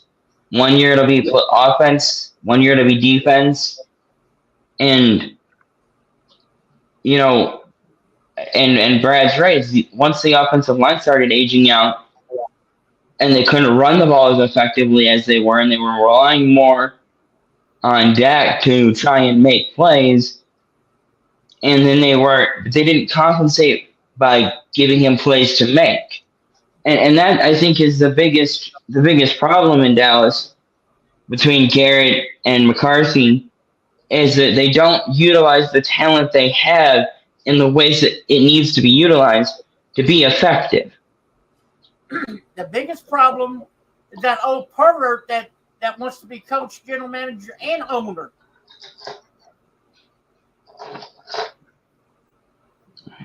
And the problem with him is the game left him behind 20 years ago. And his son, Steven, is no better. The problem with Jerry is that the salary cap hurt him more than it hurt anybody else. Oh, shit. Jerry's got more money than the team does. He owns oil wells all over the state of Texas. It doesn't matter. So sorry. That's not relevant to the salary cap. The salary cap was put in place because he had oil wells all over the country.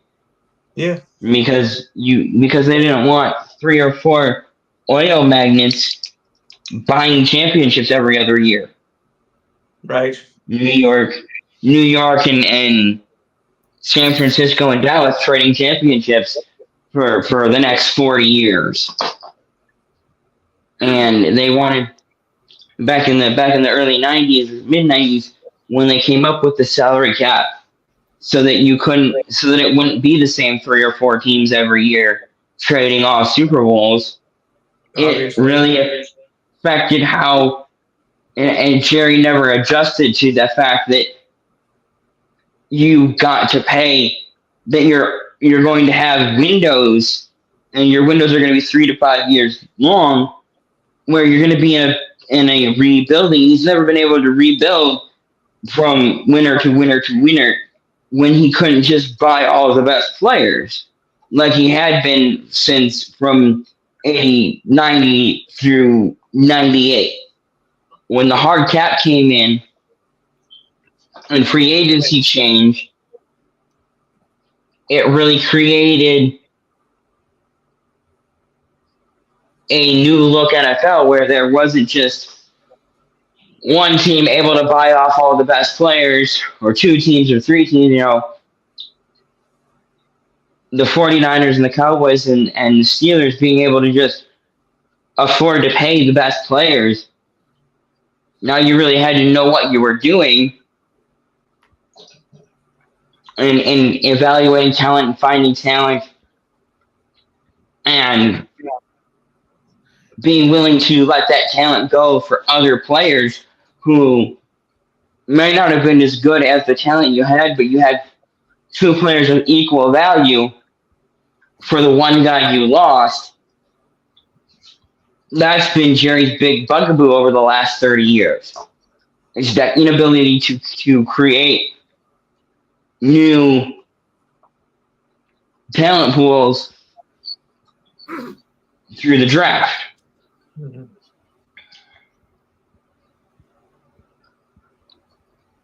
And it's not to say that he's not drafted some really great players, but he's also swung and missed more times than not. Mm-hmm. True. I agree. So true. I agree with this. I agree with you there, Adam. But And Jerry needs to keep his nose out of the coaching business and just give his head coach money to draft players. well, that's what Jerry wants to do. Jerry wants to be the owner and GM. And the problem when you have an owner GM is that they get the final word. And when you don't have a third, if your coach is the owner and the GM, or if your owner's the GM, there's no chain of custody, right? Like you have the coach, the GM, and the owner, and the coach tells the GM what he needs, and the GM runs it through the owner. The owner says, okay, this is who we can keep, and the GM tells the coach, okay, this is who you're getting.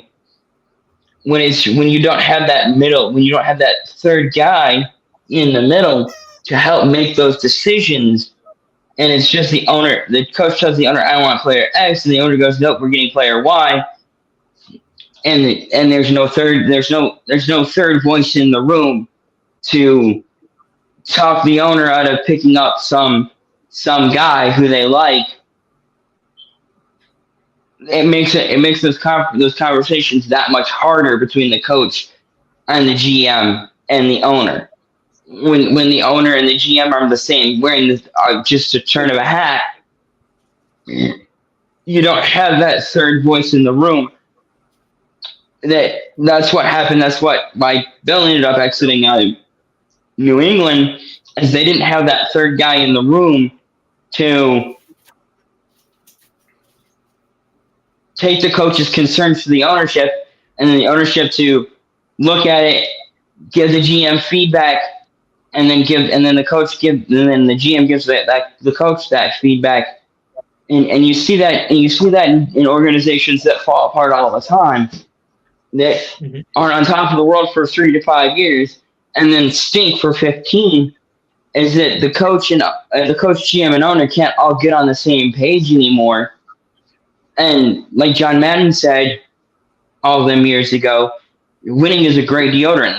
The Barry Switzer years in Dallas. Yeah. When Barry was winning, they were healthy, they were fired up, they were enthusiastic. And Jerry could just bring in the best top-tier free agents. They could win titles with Barry Switzer as coach. But when the wheels fell off and Barry didn't want to get dirty, He didn't want to be the bad guy, which is fine in college because these are college kids. They don't want to be yelled at. They don't want to be screamed at. They don't want to be cussed up one side and down the other because they're kids. And Barry was very good at managing egos of kids. But when you get to the NFL and you're no longer managing the egos of kids, you're managing the egos of grown adults with millions of dollars and options where they can go somewhere else and do what they're doing and continue to make millions of dollars. And Barry didn't want to hurt anybody's feelings. And you had to be a bad guy. Barry couldn't be the bad guy. And what Jimmy Johnson was very adept at was being the bad guy, being the bane of everyone's existence on the team, and being a lightning rod to catch the lightning strikes and put out the fires and deal with the personality. Michael Irvin, Troy Aikman, Emmitt Smith, Aikman. Oh God, Yes. Mostly Irvin. Jimmy Johnson had the ability to navigate those. There's a corner whose name I can't come up. It's not coming to me offhand. But Jimmy Johnson was not because Dion got there after Jimmy left. Dion was part of the Switzer years. There was another guy in that kind of, but when what Damn it!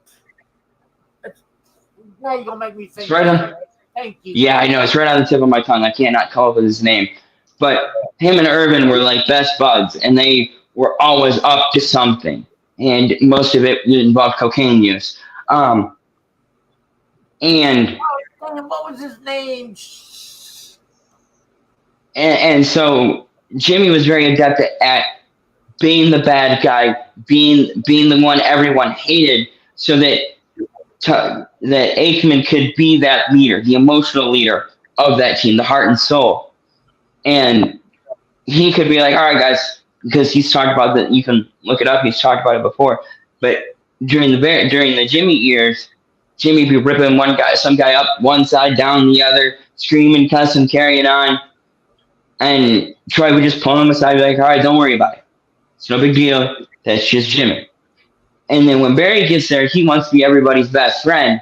And he doesn't want to deal with conflict. He doesn't want to be a vocal leader.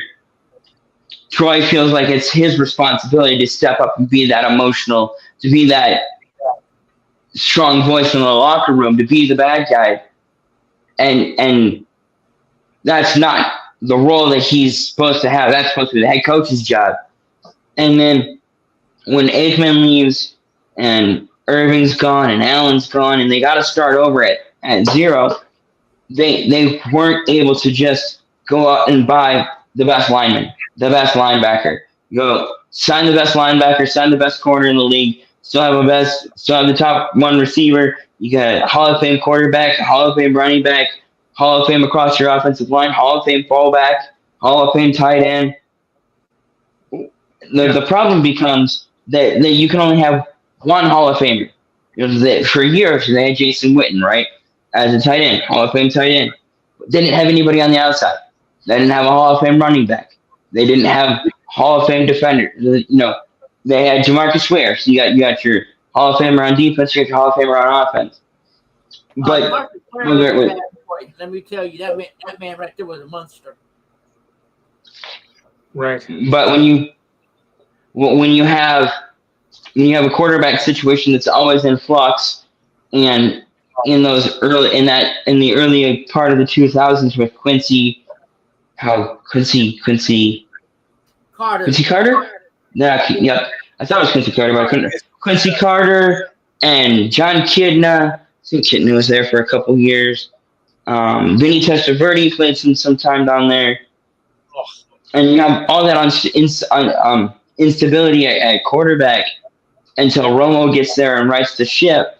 The problem was that by the time Romo got there, every time they start to put it together again, somebody would leave. Demarcus Ware leaves. They don't have you can't just plug and play guys anymore.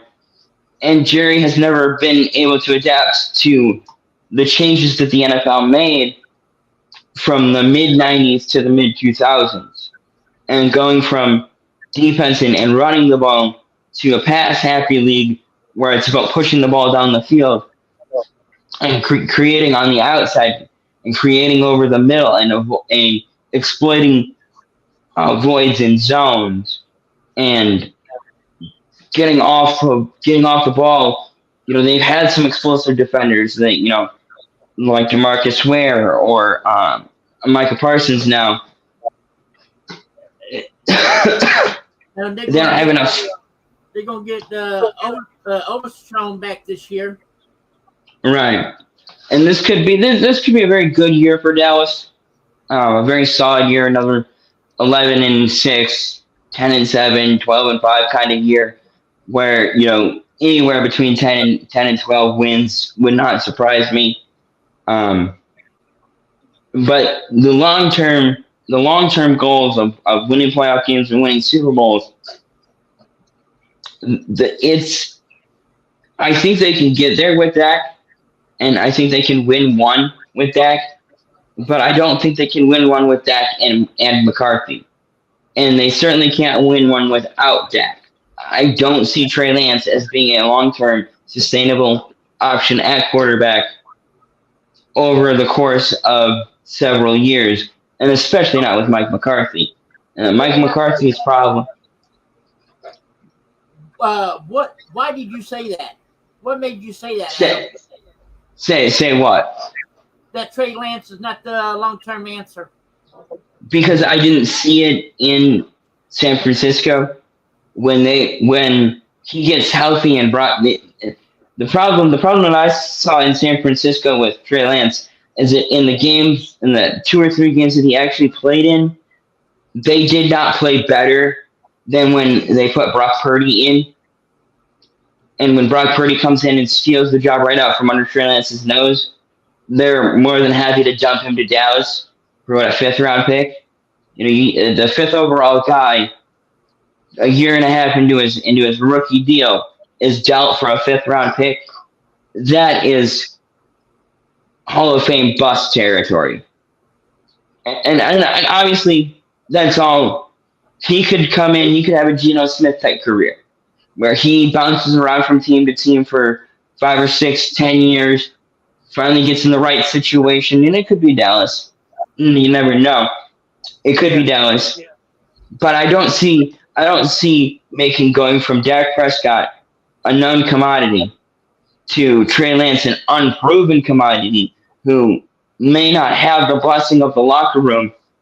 And with guys like Zeke and Lamb being elder statesmen, if they don't want to put out for Trey Lance struggling to find open receivers, guys not working maybe as hard as they might with Dak Prescott under center. But I think the real crux of the issue with Dallas in the near term is Mike McCarthy's inability to coach under pressure and in big games and in big spots in big games. I think that the front. I've been seeing that a lot ever since McCarthy came in.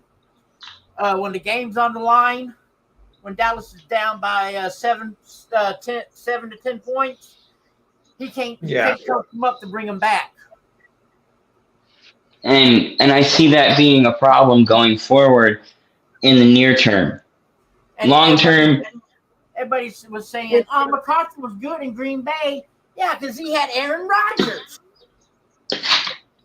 And when they were in their honeymoon phase, they were great together.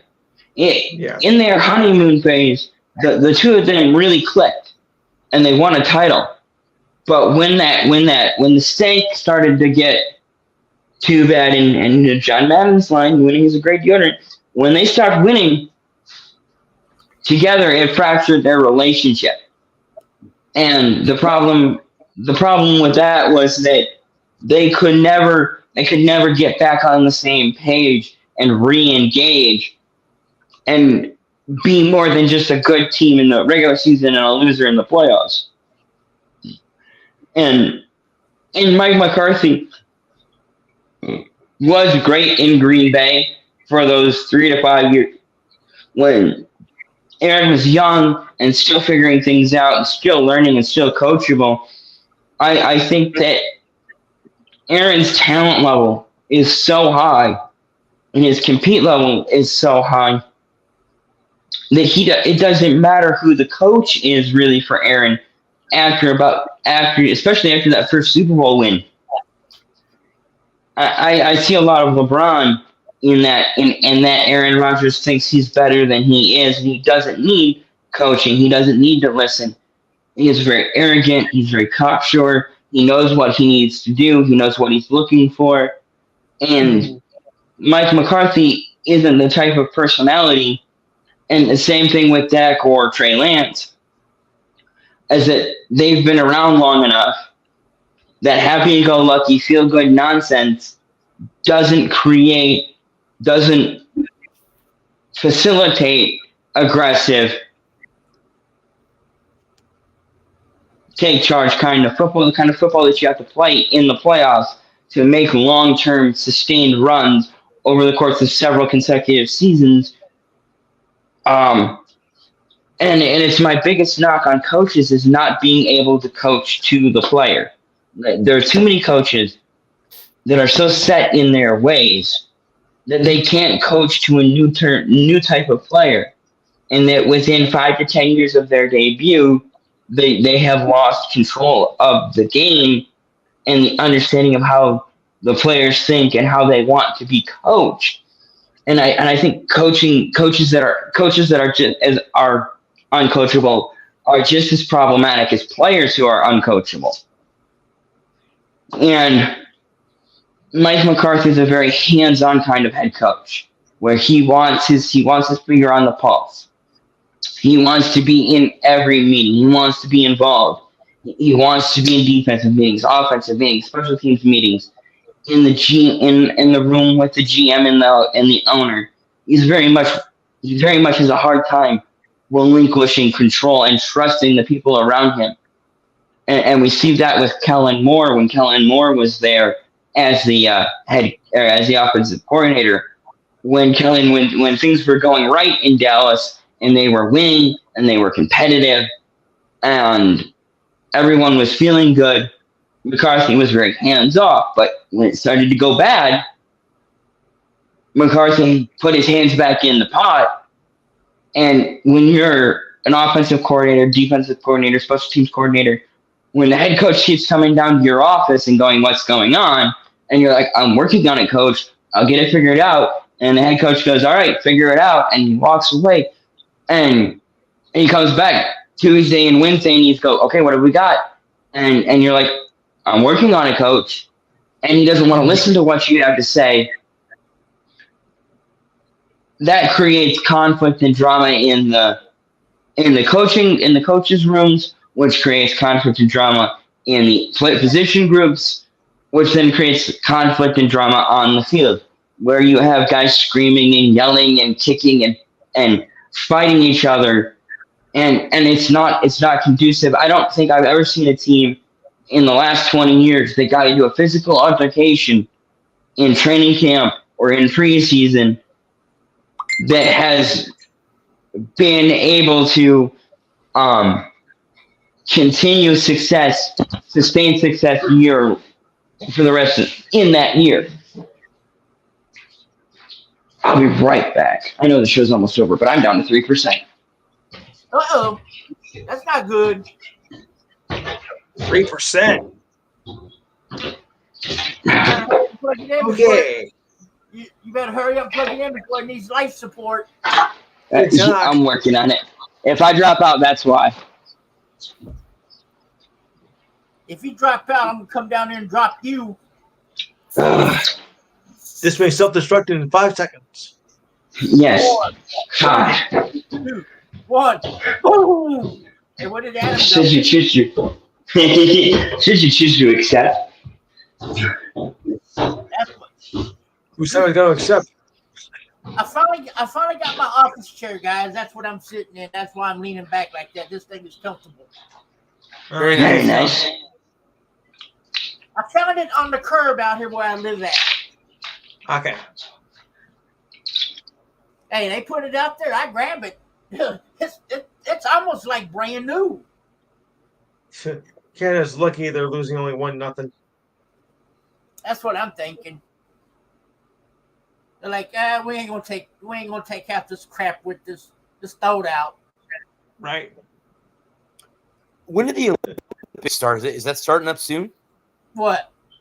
The Olympics. They Next month, July. They had the Olympic trials on TV earlier. July 23rd.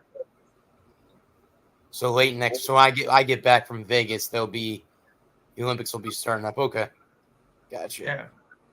I don't know if I'm going to watch it this year or not. I will.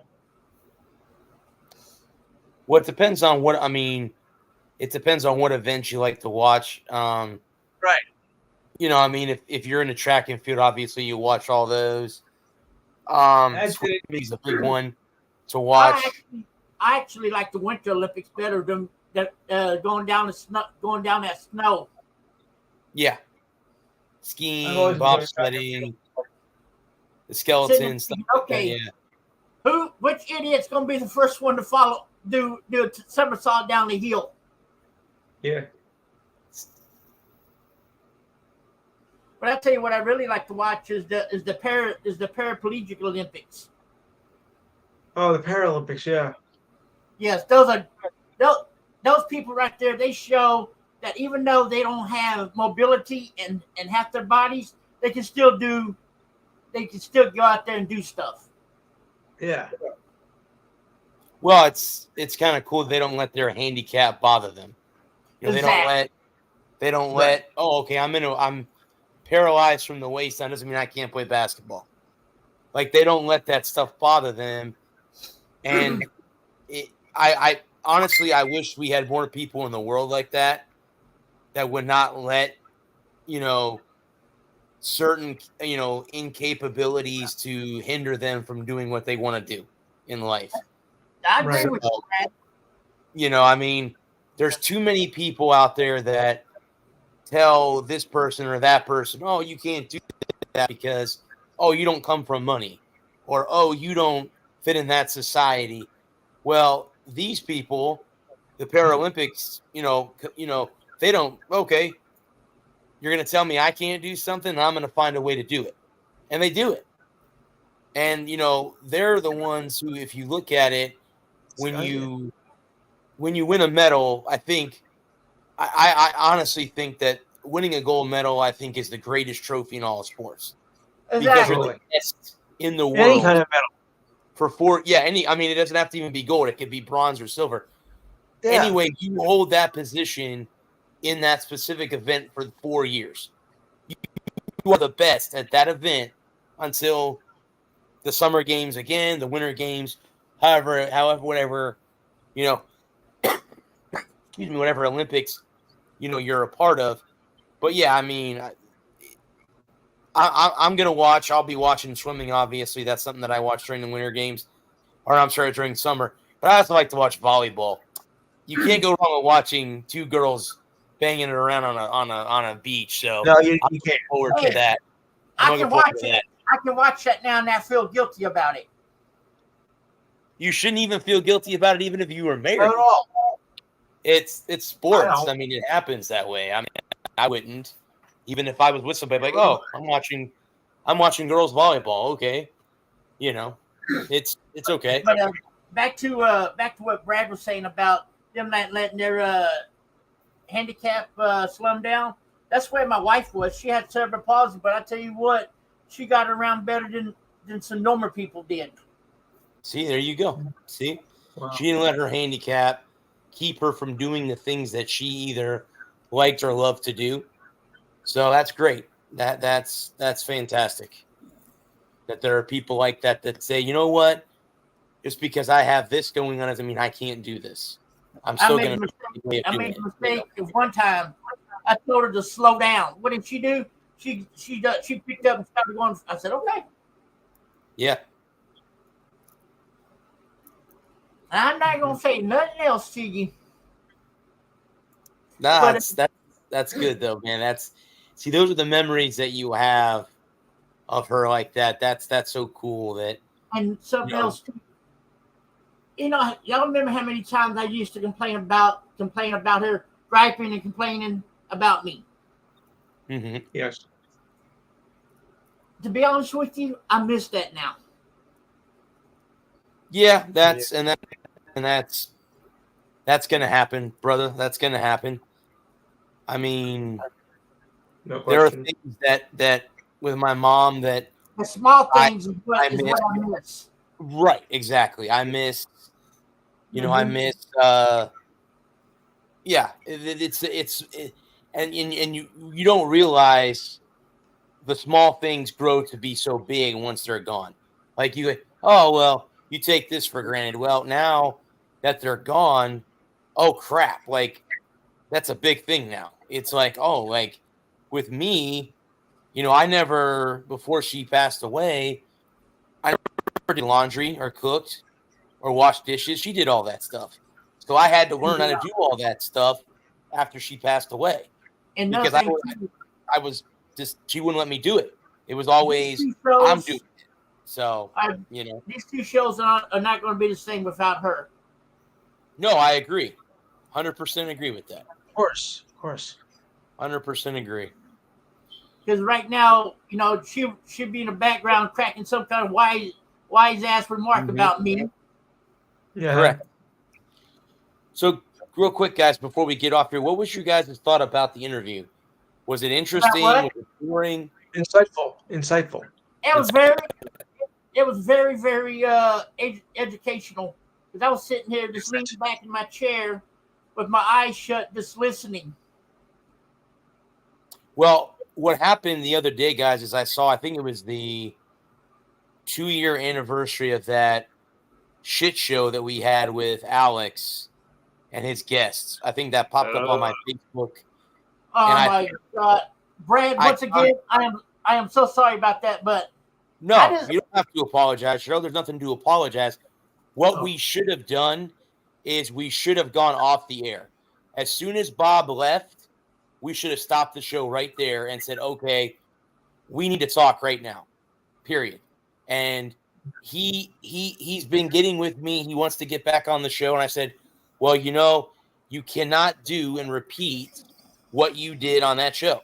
If we have a guest, you've got to let the person finish talking before you ask another question. Or if one of us, Gerald, Lou, Adam, one of us has a question, let us get the question asked and finished answered before you do anything else."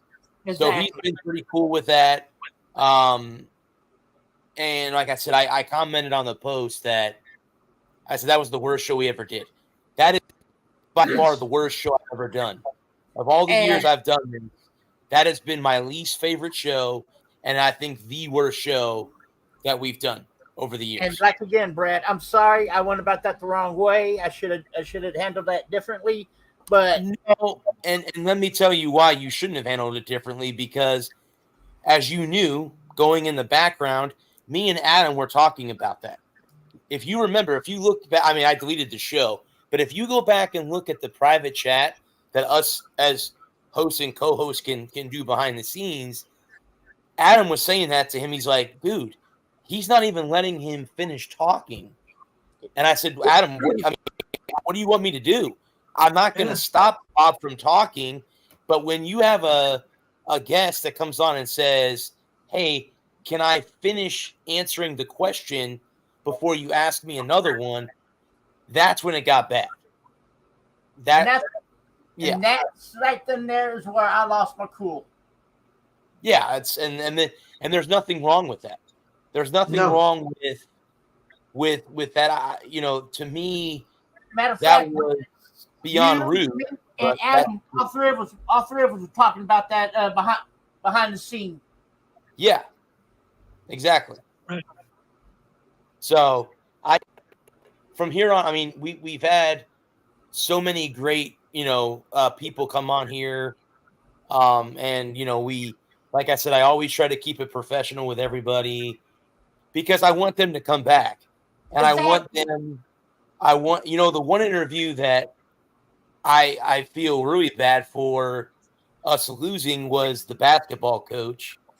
The audio wasn't working that night, or Facebook didn't work, and we couldn't get I can't get him back on. He won't come back on. So that was the only interview that I miss, that I really wish I had a second shot at. To have him come You're back talking on. about what his first name is Paul. Correct. Paul Malitsky or something like that. Yeah, But yeah, I remember. yeah, I've been in contact with the guy that introduced him to me, and he came back and told us, he said Paul is not interested in coming back on. So he took that as us not being prepared as a bad thing. Okay, well, I'm not going to go back on there again. Okay, well, I mean, technological issues happen, so that wasn't my fault. Technology for you. So, but with that, guys, Lou, go ahead and plug your show, sir, and we'll get off here. All right, Enhanced Sports Show rolls on Saturday, 4 to 6 p.m. Eastern Time. Number is 512-543-4662. I'll repeat, 512-543-4662. This is going to be a big week. We got a lot of recapping to do. We'll recap the NBA Finals. We'll recap the Men's Open in U.S. Golf. We'll recap that other football league, which name I'm not going to mention. UFO. We'll find out if the hockey season ends tomorrow or we go to a game 7 on Monday. We'll have to wait to find out until then. Can the Oilers push a seventh game? Maybe. It's possible. We'll take a look at some college baseball, since now I think the World Series is set for them. I think the first game is Saturday, so I'm checking that scene. Yep. Yeah. Okay, it is. So might touch that because my Longhorns got knocked out, so I'm not even going to watch it. Sorry about that. Possibly some Olympics we might take care of, because there are some Olympic news. We'll do some MLB. Of course, we'll do WNBA, UFC, and WWE. And of course, we'll also give thoughts on the sports latest tragedy, the passing of the Say Hey Kid, Willie Mays. So I always call him the Say Hey Kid. And of course, our usual comments, the ridiculous sign of the week. I don't know if it's gonna surpass last week's one, because last week's one was a doozy. I'm sure you guys missed it. You thought of making the whole thing up, but no, I did not. So anyway, also your thoughts and comments, which are always welcome and always needed, by the way, too. Feel good story of the week, sports trivia, and the this week in history. And next week, of course, is the best and worst of the month. And there has been a lot of worse this month more than I can imagine. Yes. So on that, remember 512-543-4662. And remember, it's 4 to 6 Eastern, not Central, not Mountain, not Hawaiian time, not in Cucamonga or whatever. 4 to 6 Eastern time. Some of you just can't get it right. 7 years later, they still can't get it right. And Lou, I'm sorry I haven't been able to make your shows, man, but that's, with this all happening, there's days I feel like I just don't want to do anything. Then there's days I feel like I can take on the world. Right. But I do apologize for not being there. But I'm going to try to make it this weekend if I feel up to it. Okay. The first week for me was kind of tough too, because April 11th, and it was 2 days of show. I'm like, I don't know if I'm gonna be able to do it. But Mom was like, no, do it. And I think Dad wanted you to do it too. Anything else you can let go, but you do this. And that's what Shannon would want me to do. She would want me to get on with my life. Yeah. So I'll do it. Same thing happened when my uncle passed away one night back in 2011. I was getting ready to do a piano recital, and I was like, I don't know, can I do this? Like, do it. I didn't know you knew how to play the piano. I've been playing off and on since I was 6. Wow. That's But cool. guys- I didn't know that either. That's cool, man. You should see the collection of sheet music. You should see the collection of sheet music I got. Oh, brother! I want to thank y'all for being there for me though during this time, guys. I really appreciate it from the bottom of my heart. Of course. And with that, gentlemen, like I said, I want to thank everyone who tuned in, to our sponsors, to our networks that hold us every week, to you guys for coming on and making the show fun every Thursday. We'll be back, guys, next week at our normal time. Thank you to our men and women of our armed services and our first responders.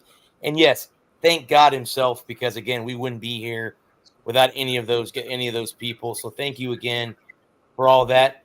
I'll be back, guys. Go ahead. I said you're welcome, sir. Even some people don't think weather spotters are first responders, but we are. Yes. Especially since we have a tropical storm in Mexico, so the season's already starting to boil up already. So and just remember, guys, it's 2 normal guys and 1 abnormal guy, and that's me. So there you go. Well, hey, he called himself out. He called himself out on that one. So let's leave it at that. He called himself out. So. Oh God, Lou. But anyway, guys, I'm gonna get off. I'm gonna go walk my dog. But excuse me, I am the sports nerd Bradley Walker. This has been the Walker Report. Peace. Bye. I'll catch y'all next week. Good night, guys.